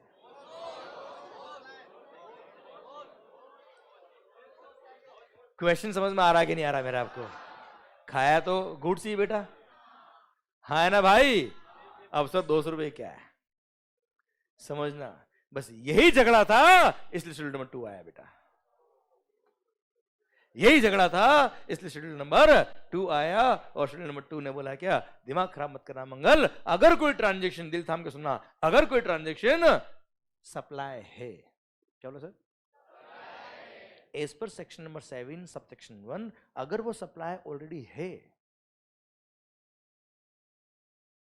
पर उसमें डिस्प्यूट है, कि सप्लाई ऑफ गुड्स है कि सप्लाई ऑफ सर्विस है। तो चिंता मत करना, हमने उन सब ट्रांजेक्शन का ध्यान रखा है जिनमें डिस्प्यूट थे, और वो सारे ट्रांजेक्शन कहाँ लिख डाले, शेड्यूल नंबर 2 में लिख डाले, और वह झगड़ा ही खत्म कर दिया और बोल दिया कि दिमाग खराब मत करना मंगल, ये सप्लाई ऑफ गुड्स है, ये सप्लाई ऑफ सर्विस है, ये सप्लाई ऑफ गुड्स है, ये सप्लाई ऑफ सर्विस है, ये सप्लाई ऑफ गुड्स है, ये सप्लाई ऑफ सर्विस है, और ये सप्लाई ऑफ गुड्स है। हाँ ना भाई, क्लियर? तो सर शेड्यूल नंबर 2 क्यों आया बेटा? केवल एक मिनट ये लाइन को सुनना बहुत जरूरी है। शेड्यूल नंबर 2 क्यों आया? केवल ये समझाने के लिए कि वो सप्लाई ऑफ गुड्स है कि सप्लाई ऑफ, ये समझाने के लिए नहीं है कि वो सप्लाई है कि नहीं है। और मेरे मालिक, कोई ट्रांजैक्शन अगर सप्लाई ही नहीं है तो शेड्यूल 2 की बात तो आएगी ही नहीं। अगर कोई ट्रांजैक्शन सप्लाई की डेफिनेशन में ही नहीं आता है बच्चे, क्लियर? तो हम ये देखेंगे कि सप्लाई ऑफ गुड्स है कि सर्विस है बेटा। देख भी लेगा क्या कर लेगा बेटा? हाँ है ना साहब, क्लियर? इसीलिए क्या बोला सर? इसीलिए सेक्शन नंबर 7 सबसेक्शन 1 ए ने क्या लिख दिया बेटा? अगर कोई ट्रांजैक्शन सबसेक्शन 1 के अकॉर्डिंग, सबसेक्शन 1 के अकॉर्डिंग अगर सप्लाई है और उसमें अगर डिस्प्यूट है कि सप्लाई ऑफ गुड्स है कि सप्लाई ऑफ सर्विस है, तो शेड्यूल नंबर 2 ने 6 ट्रांजैक्शन 6 पैराग्राफ दे रखे और वहां बोल दिया क्या, ये ट्रांजैक्शन सप्लाई ऑफ गुड्स कहलाएगा, ये ट्रांजैक्शन सप्लाई ऑफ सर्विस कहलाएगा। भारत माता की जय। जैसे रेस्टोरेंट की बात कर रहा था मैंने आपसे बेटा, वो 200 रुपए का bill is entirely supply of service बेटा, सप्लाई ऑफ सर्विस, बात खत्म बेटा। हाँ ना मालिक, क्लियर? उसको पूरे बोल दिया क्या, ये सप्लाई ऑफ सर्विस कहलाएगा, पिक्चर खत्म बेटा। ठीक है, झगड़ा ही नहीं होगा। क्योंकि सर बिफोर जीएसटी, क्या बोला बेटा? बिफोर जीएसटी जब सर्विस टैक्स और वेट हुआ करता था, बहुत झगड़े थे बेटा। एग्जाम्पल दूं मैं आपको, restaurant is the best example बेटा। पहले सेल ऑफ गुड्स पे क्या लगता था बेटा? सेल ऑफ गुड्स पे क्या लगता था बेटा? वेट। और सेल ऑफ सर्विसेज पर सर्विस टैक्स किसका रेवेन्यू बेटा? सर्विस टैक्स किसका रेवेन्यू बेटा? Central government. सर्विस टैक्स किसका रेवेन्यू बेटा? किसका रेवेन्यू है? कौन सा? हाँ, क्लियर? और वेट आगे लाइन पे आ गया बेटा, बस मैं ही चल रहा था बेटा आपसे। सर सर्विस टैक्स किसका रेवेन्यू था बेटा? Central government. और वेट? तो सर अगर सेल ऑफ गुड्स, रेस्टोरेंट को अगर सेल ऑफ गुड्स मानते तो स्टेट गवर्नमेंट को रेवेन्यू मिलता है बेटा, और रेस्टोरेंट को अगर सर्विसेज मान ले तो सेंट्रल गवर्नमेंट को रेवेन्यू मिलेगा बेटा। पहले तो ऐसा था ही नहीं ना कि डिवाइड मिल बांट के खाएंगे बेटा, ऐसा तो ही नहीं, जो तेरा तू रख, मेरा मैं रखूंगा बेटा। हाँ है ना भाई? अरे क्लियर? बहुत झगड़े थे बेटा इस रेस्टोरेंट के प्रोविजन पे, तो इतने डिस्प्यूट्स थे बेटा, इस पे सर्विस टैक्स भी लगता था और वेट भी लगता था। तुम भी खाओ, हम भी खाए, लोग भी खाए। हाँ है ना? आप बात समझ रहे हो बच्चों? क्लियर?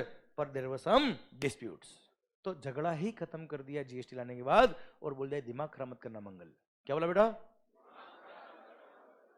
समझ रहा हूं, क्लियर? दिमाग खराब मत करना मंगल, और वहां बोल दिया क्या, दिस एंटायर ट्रांजेक्शन, ये 200 रुपए का बिल पूरा ही क्या होगा? सप्लाई ऑफ सर्विस होगा। क्योंकि अब झगड़ा वैसे भी नहीं है कि सप्लाई ऑफ गुड्स बोलो कि सप्लाई ऑफ सर्विस बोलो बेटा। अगला क्वेश्चन मेरे दिमाग में एक और आ रहा है बेटा, ये बता रहा हूं पहले मैं आपको, कि सर अब तो झगड़ा वैसे भी नहीं होना चाहिए सर, सप्लाई ऑफ गुड्स बोलो कि सप्लाई ऑफ सर्विस बोलो, दोनों भी क्या लगेगा? जीएसटी। आधा रेवेन्यू किसको मिलेगा? सेंट्रल गवर्नमेंट को। आधा किसको मिलेगा? तो सर हम शेड्यूल 2 पढ़ क्यों रहे सर? हाँ है ना भाई? अच्छा, इंपोर्ट ऑफ गुड्स पे क्या लगता है बेटा? इंपोर्ट ऑफ गुड्स पे क्या लगता है बच्चे? कस्टम के साथ माइजेस्ट लगेगा बेटा, पर एक बार प्राइमरी कस्टम बेटा। इंपोर्ट ऑफ सर्विस पर, इंपोर्ट ऑफ सर्विस पर तो बताओ काम आ रहा कि नहीं आ रहा, कि गुड्स है कि सर्विस है बेटा? आ रहा है ना यार? नो डाउट जीएसटी आ गया, गुड्स और सर्विस दोनों पे क्या लग गया बेटा? जीएसटी लग गया, but there are some provisions, there are some provisions जो गुड्स के लिए अलग है और सर्विसेज के लिए अलग है। तो सर वो प्रोविजन कौन से यहाँ अप्लाई होंगे, उसके लिए सर में शेड्यूल 2 पढ़ना पड़ेगा बेटा, हाँ है ना भाई?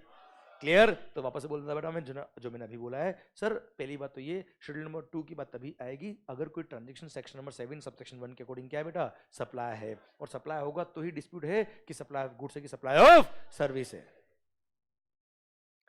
क्लियर? समझे मेरी बात? तो अगर कोई ट्रांजेक्शन सेक्शन नंबर 7 सबसेक्शन 1 के अकॉर्डिंग सप्लाई होगा तो ही हम शेड्यूल नंबर 2 की तरफ जाएंगे बेटा। और शेड्यूल नंबर 2 बोलता है क्या? ये particular transaction supply of goods है, ये particular transaction supply of service है।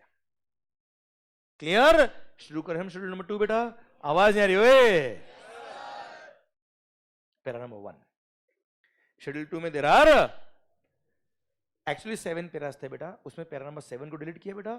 इधर तो उधर नहीं, कसम कसम उसकी बेटा। किसकी? समझ रहे बेटा? जिंदगी का फर्स्ट क्रश। सर इधर इधर, ओके ओके सरकार मान लो, इधर इधर इधर। सर पैरा नंबर 7 जो था ना बेटा, वो डिलीट कर दिया, और डिलीट करके ये एओपी बीओई दिख रहा है ना बेटा आपको? ये पहले पैरा नंबर 7 हुआ करता था बेटा, वहां से डिलीट किया और क्लोज में डबल एम डाल दिया बेटा। क्लियर? अभी क्यों क्या थोड़ी देर बाद समझ में आएगा बच्चा आपको, ठीक है? चलिए सर शेड्यूल नंबर 2 हम शुरू कर रहे बेटा। अभी 6 पैरा रह गए बेटा इसके अंदर। पैरा नंबर 1, पैरा नंबर 1,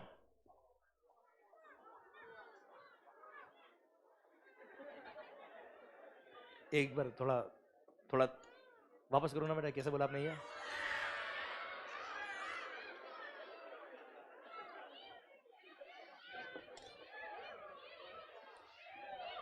चलिए मैंने पानी पी लिया, ओके अब सुनना ध्यान से। मान लो, चलिए सर ये शेड्यूल नंबर 2 दे रखा है बेटा, एक्टिविटीज और transactions to be treated as supply of goods और सप्लाई ऑफ सर्विस। इधर ध्यान बच्चों, इधर ध्यान बच्चे, ये होशियारी। 2 अप्रोच है बेटा, या तो यह लिखा है ये पढ़ा दूं और बता दूं कि ये होता है। सेकंड अप्रोच, मैं आपके सामने क्वेश्चन पूछूं और आप मुझे आंसर दे कि ये होना चाहिए, और वही लिखा हुआ मिल गया तो भारत माता की जय बेटा आपको, हाँ है ना? क्या करें बताओ? सेकंड वाला ऑप्शन पक्का, पर उसके लिए एक प्रॉमिस चाहिए मेरे को आपसे बेटा, आप सबका आंसर आना चाहिए बेटा, जो वीडियो क्लास में बेटा आपका भी आंसर आना चाहिए बच्चों, हाँ है ना भाई? क्लियर? आप भले टाइप करके मत दीजिए आंसर, आप मुझे बोल के आंसर दीजिए, मैं सुन रहा हूं आपकी बात सर। सर क्योंकि दिल की तार दिल से जुड़े होते हैं, कान से जरूरी नहीं बेटा, हाँ है ना भाई?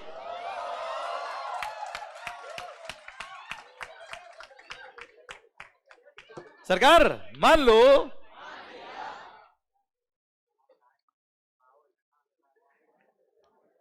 सर ये क्या है? इधर इधर इधर मार्कर्स, ब्रांड नेम मंगल। ये मार्कर मैंने आपको बेचा, बताओ बताओ ये सेल ऑफ गुड्स है कि सेल ऑफ सर्विस है बेटा? सप्लाई ऑफ गुड्स है कि सप्लाई ऑफ सर्विस है बेटा? सप्लाई ऑफ गुड्स है बेटा। यही मार्कर मैंने आपको रेंट पे दिया बेटा, मैंने आपको रेंट पे दिया ये मार्कर, बताओ क्या है ये? सप्लाई ऑफ सर्विस है बच्चों, पक्का? डन। थर्ड, यही मार्कर मान लो मैंने आपको बेचा, पर वहां पे पेमेंट इंस्टॉलमेंट बेस पे आप कर रहे हो मुझे, क्लियर? अच्छा यहां पे ओनरशिप तो ट्रांसफर होगी बेटा, but upon payment of all the instalments बच्चा, कंफर्म ओनरशिप तो ट्रांसफर होगी बच्चा, क्लियर? आप मुझे बताओ ये क्या है बेटा? Sale of goods, supply of goods है कि सप्लाई ऑफ सर्विस है बच्चे? पक्का? पैरा 1 खत्म बेटा। अरे क्लियर? ओके चलो अब मैं इसको थोड़ा लैंग्वेज फॉर्म में बोल दूं बेटा, मैं आपको लैंग्वेज फॉर्म में बोल दूं बेटा, मैं आपको मतलब मैं आपको ये समझाना चाह रहा हूं बच्चों। सर मैं आप लोग जो है बेटा सी इंटरमीडिएट बेटा, जो आप लोग यहाँ बैठो ना सर, ये कुछ है यहाँ पे बहुत भारी वाली चीज बेटा आपके, तभी यहाँ बैठे बेटा आप लोग। तो सर मैं तो ये मानता हूं कि इसी को यूज कर लो ना यार, हम इनको क्यों यूज करें बुक को केवल? क्लियर? जो चीज आपको आती मैं क्यों पढ़ाऊं यार? ठीक है चलिए सर, बस आप मेरे साथ इन्वॉल्व होकर बात करिए बच्चे। फर्स्ट पॉइंट, सर ओ भाई साहब 50,000 रुपए देने पड़ेंगे सर अभी ये, हाँ ब्रांड नेम मंगल्स, हाँ मान लो सर मैंने मार्केट को सेल किया बेटा, मतलब ओनरशिप ट्रांसफर करी बेटा, transfer of ownership in the goods, ownership को टाइटल भी बोलते बेटा, title, ownership transfer of the title in the goods. आप बताओ क्या है, सप्लाई ऑफ गुड्स है कि सप्लाई ऑफ सर्विस है बेटा? आवाज यानी सप्लाई ऑफ गुड्स, कोई डाउट? मेरे को भी नहीं। सेकंड, सर मैंने गुड्स आपको दिया तो है बट उसकी ओनरशिप ट्रांसफर नहीं करी, मैंने यूज करने के लिए आपको गुड्स दिया बेटा। आवाज नहीं आ रही ओए? सर्विस। अच्छा, अब फॉर अ कंसिडरेशन होगा in the course of furtherance of business होगा कि नहीं होगा, वो सेक्शन में 7 में देख लेना बेटा आप लोग।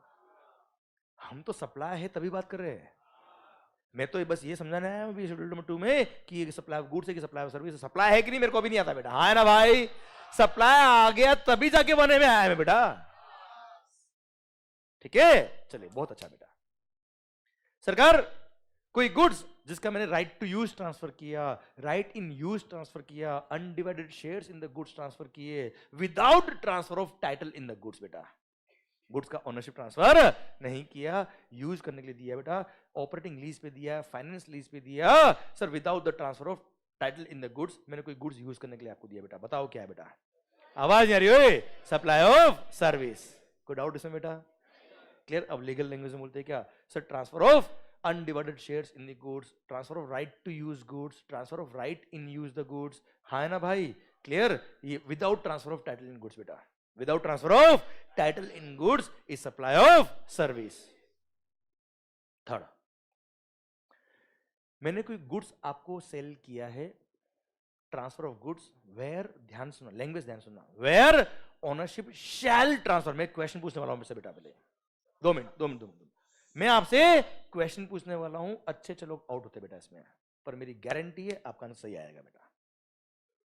सरकार transfer of title in the goods under an agreement where ownership shall transfer upon payment of all the future installments.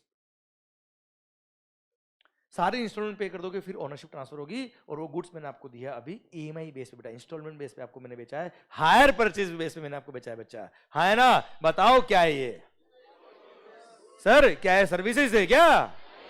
Ultimately ownership तो ट्रांसफर होगी ना यार, वो तो ठीक है, पेमेंट आप ईएमआई फॉर्म में कर रहे हो, पार्ट पेमेंट मुझे कर रहे हो अभी आप, क्लियर? तो हर ईएमआई जो मुझे पे कर रहे हो वो सप्लाई ऑफ गुड्स की तरह ही ट्रीट होगी बेटा, हाँ है ना भाई?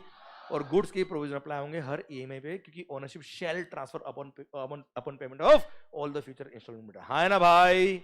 जैसे मान लो 5 लाख रुपए का गुड्स था बेटा, और इंस्टॉलमेंट कितने की? 10-10 हजार रुपए की हर महीने की इंस्टॉलमेंट बेटा, हाँ है ना भाई?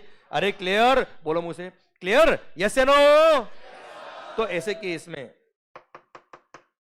जो 10,000 रुपए आप मेरे को ईएमआई पे कर रहे हो वो क्या है? सप्लाई ऑफ गुड्स का ट्रीटमेंट होगा बेटा। अब हो सकता है उसमें से सारे इंस्टॉलमेंट आपने पे नहीं करी बेटा, तो जितनी पे करी उस पर सप्लाई ऑफ गुड्स के प्रोविजन लगेंगे बेटा, फिर बाकी ईएमआई पे नहीं करी, मैं गुड्स उठा के ले आया बेटा वापस अपने, हाँ है ना भाई?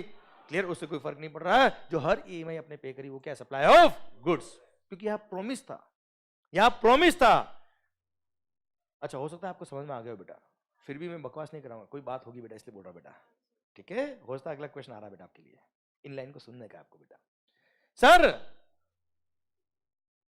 उस एग्रीमेंट में प्रॉमिस था कि ओनरशिप में आपको ट्रांसफर करूंगा ही करूंगा अगर आपने सारी इंस्टॉलमेंट पे करी, तो मैं बाद में चेंज नहीं हो सकता बेटा, हाँ है ना? Where the ownership shall transfer upon payment of all the instalments in the future बेटा, हाँ है ना भाई? क्लियर? चलिए sir, done. Supply of goods बेटा, एग्जांपल क्या है? हायर परचेज बेटा, अरे हाँ है ना मालिक? ठीक, चलिए ये शेड्यूल 2 पैरा नंबर 1 3 पॉइंट थे बेटा, तीनों खत्म होते हैं। अब फर्स्ट है क्या? ओनरशिप ट्रांसफर करी, title of the goods transfer किया बेटा, supply of goods. Sir right in use transfer किया, अनडिवाइडेड शेयर्स ट्रांसफर किए बेटा, जहां पे ओनरशिप ट्रांसफर नहीं किया, टेम्पररी दिया बेटा गुड्स को, सप्लाई ऑफ सर्विस है। एंड सर अगर मैंने इंस्टॉलमेंट बेस में आपको पेमेंट किया, इंस्टॉलमेंट बेस में गुड्स मैंने बेचा जहां पे ownership shall transfer upon payment of all the future instalment, वो सप्लाई ऑफ गुड्स है बेटा, हाँ है ना भाई? चलिए ये पैरा नंबर 1 खत्म हो गया, पर मैं पैरा नंबर 1 में 3 पॉइंट थे बेटा, है ना बेटा? खत्म बेटा। अब मैं आपसे क्वेश्चन पूछ रहा हूं, आप आंसर देंगे बेटा? सोचेंगे बेटा आप लोग? पक्का? ठीक, मान लो, अच्छा आपने ऑपरेटिंग लीज और फाइनेंस लीज पढ़ा है क्या बेटा? थोड़ा बहुत आइडिया है बेटा आपको? ठीक। ऑपरेटिंग लीज में क्या होता है बेटा? आप रेंट पे गुड्स ले रहे हो एक तरह से बेटा, सिंपल रेंट है बेटा वो तो। सप्लाई ऑफ सर्विस है कि नहीं बेटा, मुझे बताओ, आवाज आ रही ओए? ठीक सर। फाइनेंस लीज, मान लो मैं कोई मशीन का सप्लायर हूं और आपने मेरे से मशीन फाइनेंस लीज पे ली बेटा। जल्दी मत करना, आराम से सोचना और फिर आंसर देना बेटा, मेरे को जल्दी कुछ भी नहीं sir, because good is not enough for CA, perfection is required. Sir मेरा पॉइंट आपसे ये है कि मान लो कोई मशीन मैंने आपको सप्लाई करी है on finance lease. Finance lease में क्या होता है बच्चों, आप मान लो हर महीने मेरे को उसकी फाइनेंस लीज का पेमेंट करेंगे 50,000 रुपए। कितना बेटा? 50,000 रुपए पर मंथ आप मुझे पे करेंगे एज अ फाइनेंस लीज। कितना बचा? At the end of the lease period, at the end of the lease period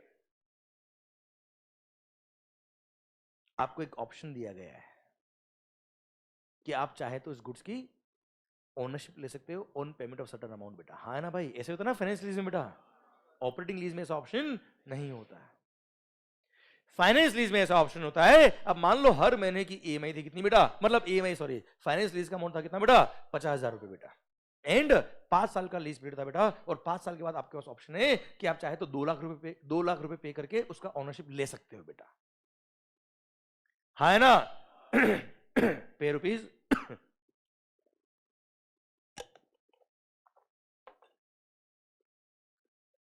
pay rupees 2 lakhs and get the ownership of the goods. You have the option. क्या at the end of the lease period compulsory मेरे लिए कि ownership लेनी है बेटा, या ownership transfer होगी? क्या ऐसा ऑप्शन है, ऐसा कुछ कंपलसरी है क्या बेटा? नहीं।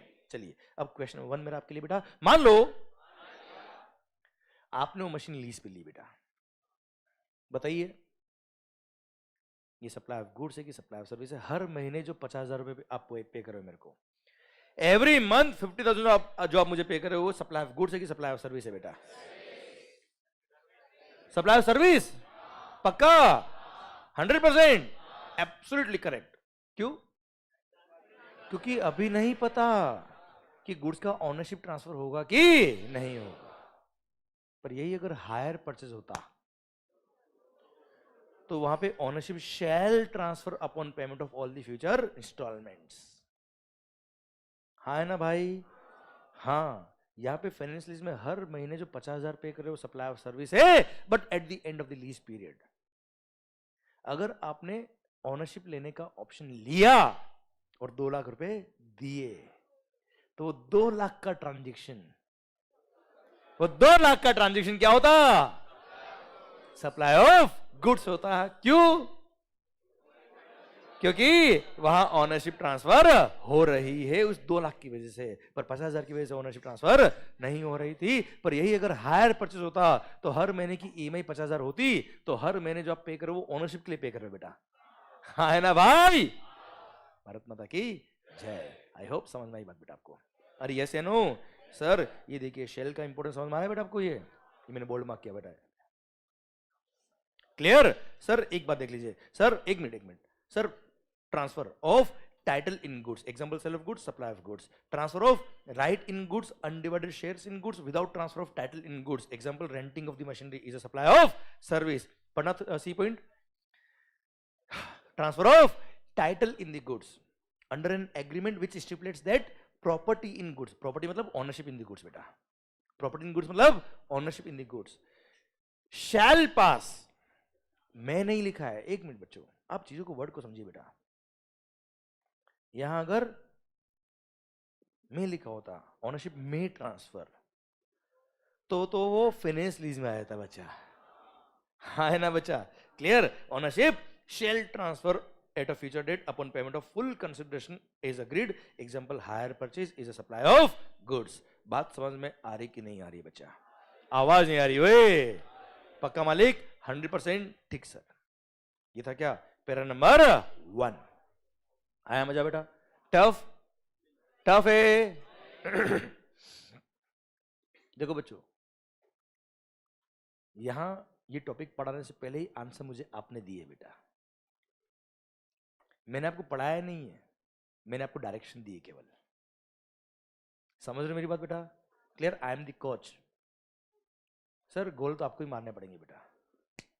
मैं समझा सकता हूं कि गोल कैसे मारा जा सकता है बच्चा, हाँ ना भाई? क्लियर? पर सर खेलना तो आपको ही पड़ेगा। क्लियर? सर आइए पैरा नंबर 2। उधर नहीं, बुक्स में नहीं सर, ध्यान दीजिए सर। ये प्रीमाइसेस, ये क्लासरूम, ये बिल्डिंग हमने रेंट पे ली बेटा। बताओ क्या है? आवाज नहीं आ रही हो? सप्लाई ऑफ सर्विस है कि सप्लाई ऑफ गुड्स है सर? हमने ये बिल्डिंग रेंट पे लिए, लीज पे लिए, लाइसेंस पे लिए, राइट टू ऑक्यूपाई लिया है। अलग अलग लीगल एग्रीमेंट होते बेटा इसके। टेनेंसी राइट्स लिए, अल्टीमेटली सेल नहीं हुआ है सर, हाँ है ना बेटा? सर बताओ क्या है? सप्लाई ऑफ गुड्स है कि सप्लाई ऑफ सर्विस है बेटा? Supply of service. क्लियर? समझे मेरी बात? अच्छा सर मैंने कोई लैंड, जमीन रेंट पे ली है, लीज पे ली है, लाइसेंस पे ली है, टेनेंसी प्रीमियम पे किया है। बताओ क्या है सर? आवाज नहीं आ रही ओए? भले ही ईजमेंट राइट लिया हो, टेनेंसी राइट लिया हो, रेंट पे लिया हो, लाइसेंस पे लिया हो, ये सब क्या है? Supply of service. अलग अलग लीगल टर्म से बेटा ये, हाँ है ना भाई? ये सारे क्या? Supply of service. कोई डाउट बेटा? आवाज नहीं आ रही ओए? ठीक है सर, भले कमर्शियल हो, इंडस्ट्रियल हो, रेजिडेंशियल भी है तो भी सप्लाई ऑफ सर्विस हम पढ़ेंगे आगे बेटा, हाँ है ना भाई? ठीक सर, ये पैरा नंबर 2 खत्म बेटा। पैरा नंबर 3 उधर में देखना, कसम। मान लो मैं एक मैकेनिक हूं बेटा। क्या करता हूं बेटा? रिपेयरिंग। अरे हाँ है ना? किसका रिपेयरिंग बेटा? गाड़ी का बेटा। किसकी गाड़ी का? जिसकी गाड़ी होगी उसकी गाड़ी का बेटा। तो मैंने किसी और की गुड्स का रिपेयरिंग कर दिया। क्लियर? बताओ क्या है ये? आवाज नहीं आ रही ओए? सर्विस। क्लियर? समझे? तो ट्रीटमेंट और प्रोसेस ट्रीटमेंट और process of goods belonging to somebody else, है ना भाई? किसी और की गुड्स पर मैंने रिपेयरिंग कर दिया, है ना भाई? Supply of service. समझा मेरी बात? बहुत अच्छा बेटा। अरे क्लियर? डन। अच्छा एक मिनट, एग्जाम्पल और दो एग्जाम्पल बेटा। मैं सुनो, सरकार जैसे मैं हूं एक टेलर, मान लो सर, शर्ट सिलता हूं बेटा मैं, है ना? स्टिचिंग का काम करता हूं बच्चा। आपने मुझे कपड़ा लाके दिया, आपका नाप मैंने लिया, एकदम मस्त। Clear sir? और मैंने कपड़े स्टिच किए बेटा, और आपसे मैंने 500 रुपीज चार्ज किया टू स्टिच द शर्ट बेटा। बताओ वो 500 रुपए जो इस टेलर ने लिए वो क्या है? क्लियर? गुड्स आपकी, और सर उस पर ट्रीटमेंट प्रोसेस मैंने किया बेटा, हाँ है ना भाई? अरे क्लियर? पक्का? तो सर ट्रीटमेंट और process on the goods belonging to somebody else is a supply of service. अच्छा सर जॉब वर्कर इसमें कवर होगा बेटा? अच्छा जॉब वर्कर क्या होते हैं बेटा? सर जैसे आपने कोई मेरे को कपड़ा दिया, मेरी बड़ी फैक्ट्री बेटा, और उसमें मैंने सर स्टिचिंग करके शर्ट बना के दिए बेटा आपको, या आपने मुझे धागा दिया बेटा, थ्रेड, अरे हाँ है ना बेटा? और उससे मैंने अपनी फैक्ट्री के अंदर, लूम जो होती है फैक्ट्री से बेटा, क्लियर, उसमें क्या किया बेटा? सर कपड़ा बनाया बेटा मैंने, और आपको वापस दे दिया बेटा, जॉब वर्क चार्ज मैंने चार्ज किया बेटा। अरे हाँ है ना भाई? क्लियर? समझे मेरी बात? डन। तो ये क्या है? Supply of service. अरे क्लियर? सर मान लो, बहुत अच्छा बेटा, बहुत बढ़िया बेटा, वेरी गुड सर।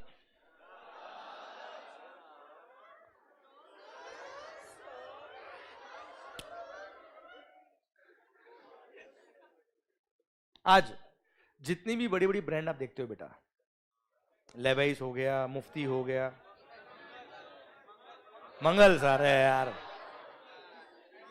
सर क्या? विमल, जुबा, शी, सरकार पान पराग बेटा, वेरी गुड। और कुछ? कमला पसंद। सर सुना रे? ओ शरी, इधर इधर, राजश्री, ओके इधर।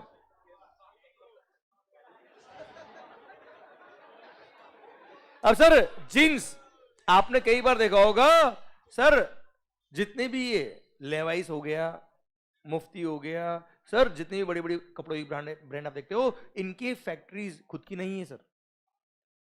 ये क्या करते हैं, कपड़ा देते हैं फैक्ट्री वालों को और उनको जॉब वर्क बेस पे काम देते हैं बेटा, एंड वो अपना जो कपड़ा होता है उससे क्या बनाते बेटा, वो शर्ट या जीन्स बनाया उन्होंने और वापस दे दिया इस ब्रांड को, वो क्वालिटी कंट्रोल कर लेते, चेक कर लेते, अपनी ब्रांडिंग लगा लेते, भारत माता की जय बेटा। क्लियर? तो वो फैक्ट्री वालों ने क्या किया बेटा, किसी और की गुड्स पे कोई ट्रीटमेंट किया बेटा, प्रोसेस किया है, that is a job work, that is a supply of service. Clear? कई सारी फैक्ट्रीज है बेटा जो क्या करती है, जॉब वर्क बेस पे काम करती है बेटा, हाँ है ना, that is supply of service. और उस पे क्या लग जाएगा बच्चा, जीएसटी, सर्विसेज के प्रोविजन लगेंगे, ये पैरा नंबर 3 बेटा। कोई खास बात, कोई टफ बात नहीं। Para number 4।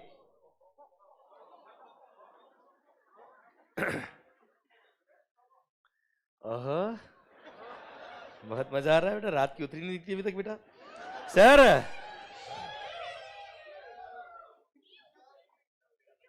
So in case क्या बोला सर, हम पढ़ रहे क्या, शेड्यूल नंबर 2। सर ये देखिए, para number 2 was for land and building, lease, tenancy, easement, license to occupy land. Sir या लीज और लेटिंग out of the building including a commercial, industrial और रेजिडेंशियल कॉम्प्लेक्स फॉर बिजनेस और commerce इधर होली और partly is a supply of service, हाँ है ना भाई। क्लियर? जैसे दुकान हमने रेंट पे ली है, क्लासरूम ने रेंट पे लिया, सप्लाई ऑफ सर्विस है बच्चों, ठीक है। ट्रीटमेंट और प्रोसेस, किसी और की गुड्स पे मैंने प्रोसेस किया बेटा, हाँ है ना भाई। Clear? Is a supply of service. Clear? Job work, हाँ है ना भाई। क्लियर? अब आ रहा है क्या, para number 4, it's regarding business assets.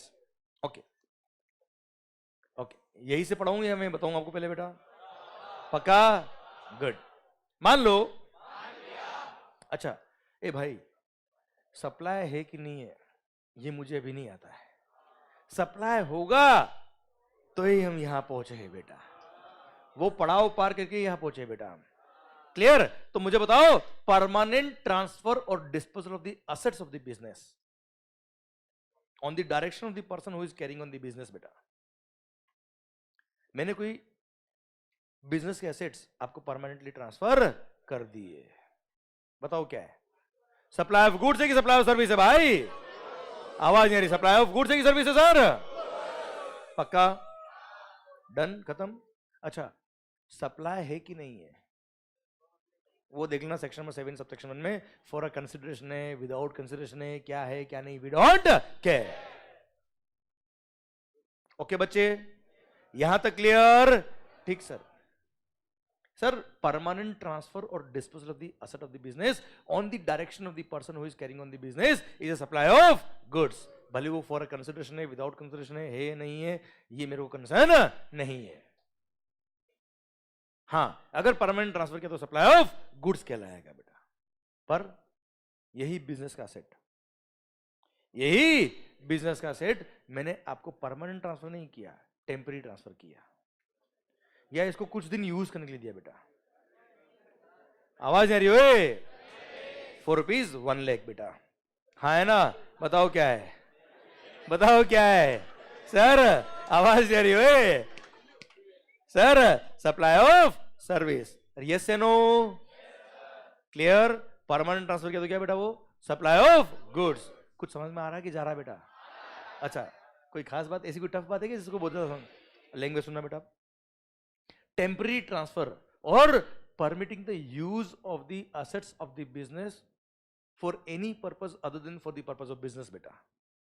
मैं अपने बिजनेस में यूज कर रहा हूं बेटा, तो क्या किसी और को दे रहा हूं क्या यार?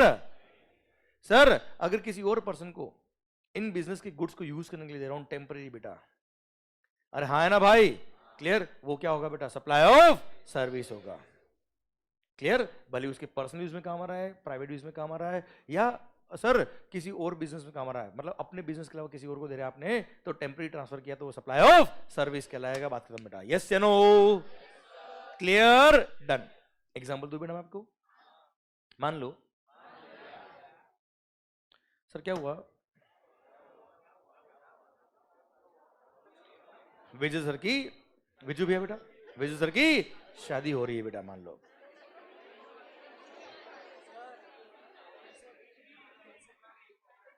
क्या? विजू भैया की शादी हो रही? नहीं ये मैंने नहीं बोला बेटा, तुम दूसरी पहली को मत समझाओ बेटा। वो सप्लाई अगर होगा तो ही बात करो बेटा, मैं देखो यार। तो सर अब विजू भैया की शादी हो रही, शादी होगी नहीं, हो रही है बेटा, आप समझो। क्योंकि जो एग्जाम्पल दे रहा हूं उसमें शादी होने के बाद वो गुड्स काम नहीं आएगी बेटा, उससे पहले काम आती है, उस टाइम काम आती है। कैमरा कैमरा बेटा, सुना? सर मान लो विजू भैया की शादी हो रही है। अब ये जो क्लासरूम में कैमरा लग रहा है ना बेटा, which is the asset of the business. घर लगे बेटा रिकॉर्डिंग करने के लिए बेटा। आप समझे मैंने क्यों बोला आपको बेटा? शादी हो रही है, हो गई नहीं है, ओके? हाँ सर सुनना बात को ध्यान से।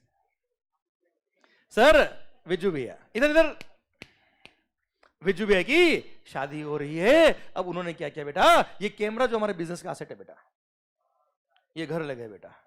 और सर नागिन नागिन बेटा, हाँ है ना, डांस हो रहा है, मजे कर रहे हैं, ऐश कर रहे हैं, पार्टी शार्टी बना रहे हैं, और अपने पर्सनल और प्राइवेट यूज के लिए बिजनेस के एसेट को यूज किया। और सर हमने एक तो अकेडमी ने क्या किया बेटा, टेम्पररी गुड्स को दिया उनको बेटा, बिजनेस के एसेट को बेटा, for use other than for the purpose of business. बताओ क्या है ये? Supply of service. हाँ है ना भाई? क्लियर? समझे मेरी बात? सर मान लो अभिषेक सर ने विजू भैया को बोला शादी हो गई, अब कैमरा परमानेंट तेरे पास रख, हमको नहीं चाहिए। हाँ है ना भाई? तो क्या होता बेटा ये? सप्लाई ऑफ गुड्स बेटा। अरे क्लियर? समझे मेरी बात? अरे हाँ है ना भाई? समझे? अच्छा अब वो सप्लाई है कि नहीं है, वो बात ऑलरेडी मैं कर चुका बेटा। अगर सप्लाई होगा तो ये यहां बात कर रहे हैं बेटा। क्लियर? डन। चलिए सर ये था para number 4, clause number B. Sir अब क्लोज नंबर सी। एक मिनट, मान लो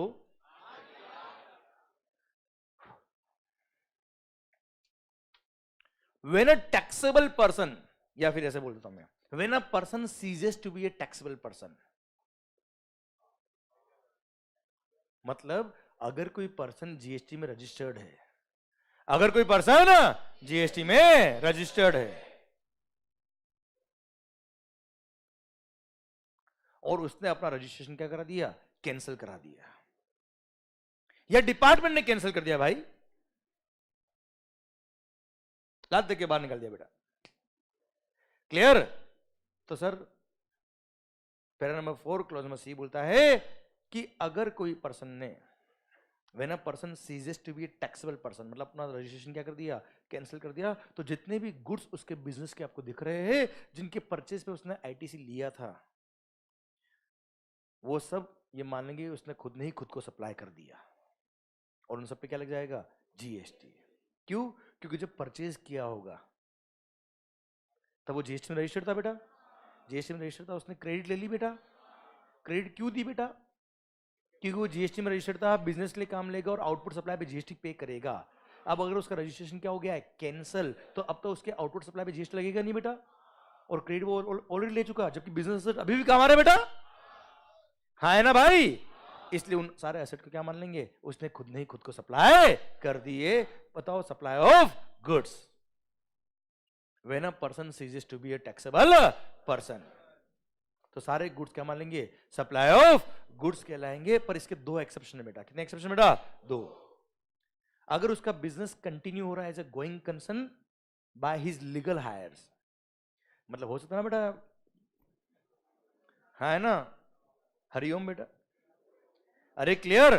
तो सर उसके जो लीगल हायर से वो अगर बिजनेस कंटिन्यू कर रहे हैं तो क्या होता है बेटा पता है? सर जो गया उसका पेन नंबर अलग, उसके लीगल हायर्स का पेन नंबर अलग, तो वो बिजनेस तो कंटिन्यू हो रहा है बेटा, पर रजिस्ट्रेशन नंबर तो चेंज हो जाएगा ना यार। तो वो रजिस्ट्रेशन नंबर तो होगा कैंसिल और नए रजिस्ट्रेशन के लिए अप्लाई करेंगे बेटा। हाँ है ना भाई? आप मुझे तो इसमें गवर्नमेंट को कोई लॉस हो रहा है क्या बेटा रेवेन्यू का यार? नहीं ना यार, इसलिए गवर्नमेंट बोला ठीक है उस केस में हम सप्लाई नहीं मानेंगे। Second, same way his business is being continued as a going concern by somebody else as a transfer of business. मैंने अपना बिजनेस आपको ट्रांसफर कर दिया, तो आपका पेन नंबर अलग है, मेरा अलग है बेटा, तो मैं अपना रजिस्ट्रेशन नंबर क्या करूंगा कैंसिल, आप नया रजिस्ट्रेशन लेंगे बेटा। हाँ है ना भाई? तो ऐसे केस में गवर्नमेंट को रेवेन्यू का कोई लॉस नहीं बेटा। सर वो बिजनेस मेरी जगह आप चला रहे हो बेटा, जो आईटीसी लिया था अब वो मेरे काम नहीं आ रहा है, वो अब बिजनेस आप कंटिन्यू करोगे, आपके काम आएगा, क्या तकलीफ है बेटा यार? क्योंकि आउटपुट सप्लाई पे अब आप जीएसटी पे करेंगे सर। हाँ है ना साहब? इसलिए वो सप्लाई के स्कोप में नहीं आएगा। बोलो yes sir. I repeat, when a person ceases to be a taxable person, When a person ceases to be a taxable person, तो क्या मानेंगे सर? सारे गुड्स उसने खुद ने ही खुद को सप्लाई कर दिए, एक्सेप्ट दो एक्सेप्शन। व्हेन सर उसने क्या किया sir? When his business is getting transfer to anybody else, sir या तो उसका लीगल हायर है या वो किसी और को बिजनेस ट्रांसफर कर रहा है और एज ए गोइंग कंसर्न उसका बिजनेस कंटिन्यू हो रहा है बच्चों। हाँ है ना भाई? क्लियर? तो इसी केस में सप्लाई के स्कोप में नहीं आएगा, अदरवाइज सप्लाई गुड्स कहलाएगा। पैरा नंबर 4 खत्म होता है। अब कोई खास बात? तो 3 पैरा थे बेटा इसमें। फर्स्ट, परमानेंट ट्रांसफर और disposal of the asset of the business बेटा। सेकंड, टेम्पररी गुड्स को दिया आपने, बिजनेस का एसेट हो जाता है। विजुबिया की शादी हो रही थी बेटा, क्लियर, और शादी के बाद परमानेंट दिया बेटा उनको। हाँ है ना भाई? परमानेंट दिया कैमरा तो क्या है वो? Supply of goods. टेम्पररी दिया तो क्या है? Supply of service. And third क्या है बेटा? When a person ceases to be a taxable person. Clear मालिक? पक्का? डन। ये था पैरा नंबर 4। आइए para number 5। Sir renting of immovable property. Break चाहिए ना बेटा आपको? कई बार लाइफ में मिलता नहीं बेटा ब्रेक।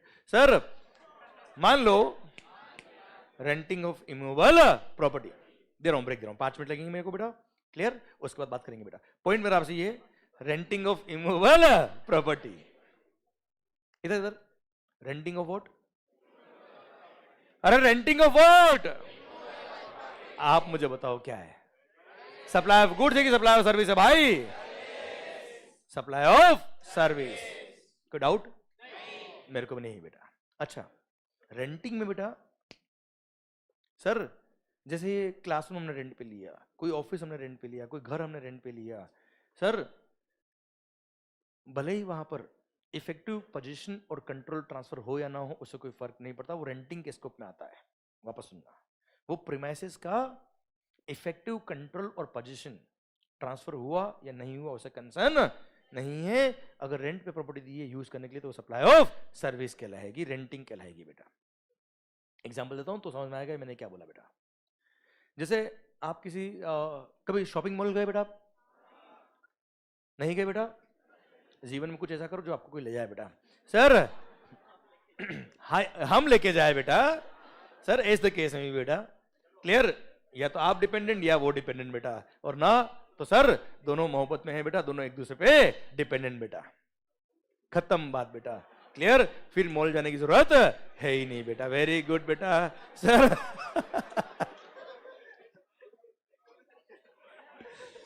सर इधर इधर, now my point is that,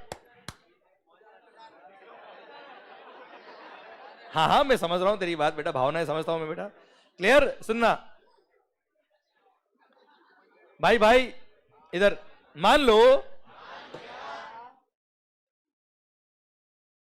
sir shopping mall में कई बार देखना जो नीचे ग्राउंड फ्लोर होता है ना सर, जो बहुत बड़ा फ्लोर होता है सर, वहां पे कई बार सर कई सारे ब्रांड वाले एक स्पेस रेंट पे लेके अपनी ब्रांड का प्रमोशन कर रहे होते बेटा।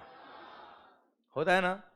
वो कैनोपी लगा के, और कई बार क्लियर सर सूटकेस ले लो, वीआईपी की अलग अलग साइज की होती बेटा, कई बार देखा होगा आपने। परफ्यूम्स ले लो, और है ना वो परमानेंट दुकान नहीं बेटा, वहां पे परमानेंट दुकान नहीं है। अच्छा परमानेंट दुकान मैंने रेंट पे ले रखी हुई थी तो सप्लाई सर्विस है ये बेटा, वो टेम्परेरी बेटा, 2 दिन के लिए बेटा।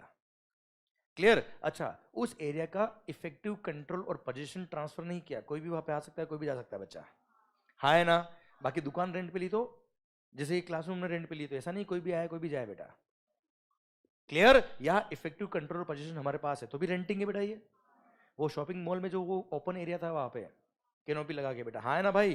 क्लियर? वहां पे इफेक्टिव कंट्रोल और पोजीशन ट्रांसफर नहीं किया, वहां पे जो आएगा आएगा, जो जाएगा जाएगा बेटा, हाँ है ना भाई? कोई भी आए कोई भी जाए, क्लियर? तो भी वो रेंटिंग है बेटा, रेंटिंग है तो सप्लाई ऑफ सर्विस है बेटा, मतलब इफेक्टिव कंट्रोल और पोजीशन ट्रांसफर हो या ना हो उसे कंसर्न नहीं है। एक और एग्जांपल दूं बेटा मैं, ये प्रेस्टीज पॉइंट बेटा, इसकी बिल्डिंग की छत पे गए कभी आप बेटा?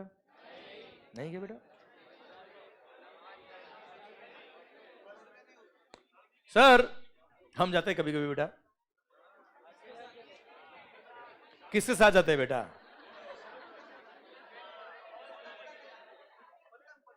पतंग उड़ाने जाते हैं बेटा, वेरी गुड बेटा। सर सुना सुना, पता है इस बिल्डिंग के ऊपर छत पे एयरटेल का टावर लगा हुआ है सर, एयरटेल का टावर लगा है, नहीं पता आपको बेटा? क्या बात कर रहे हो?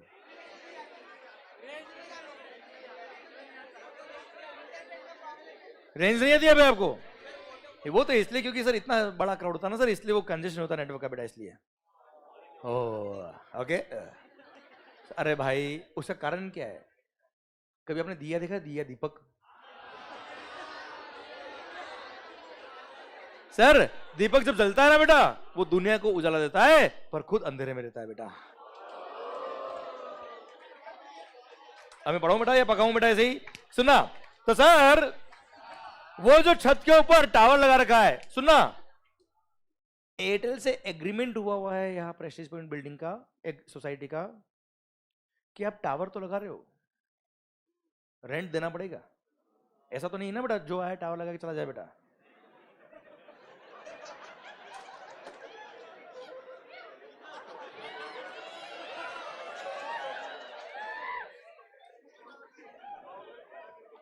पता नहीं जब बैच खत्म होगा मैं घर जाऊंगा तो लोग मेरे को पहचाने कि नहीं पहचानेंगे बेटा ये कौन गया था और कौन आया है।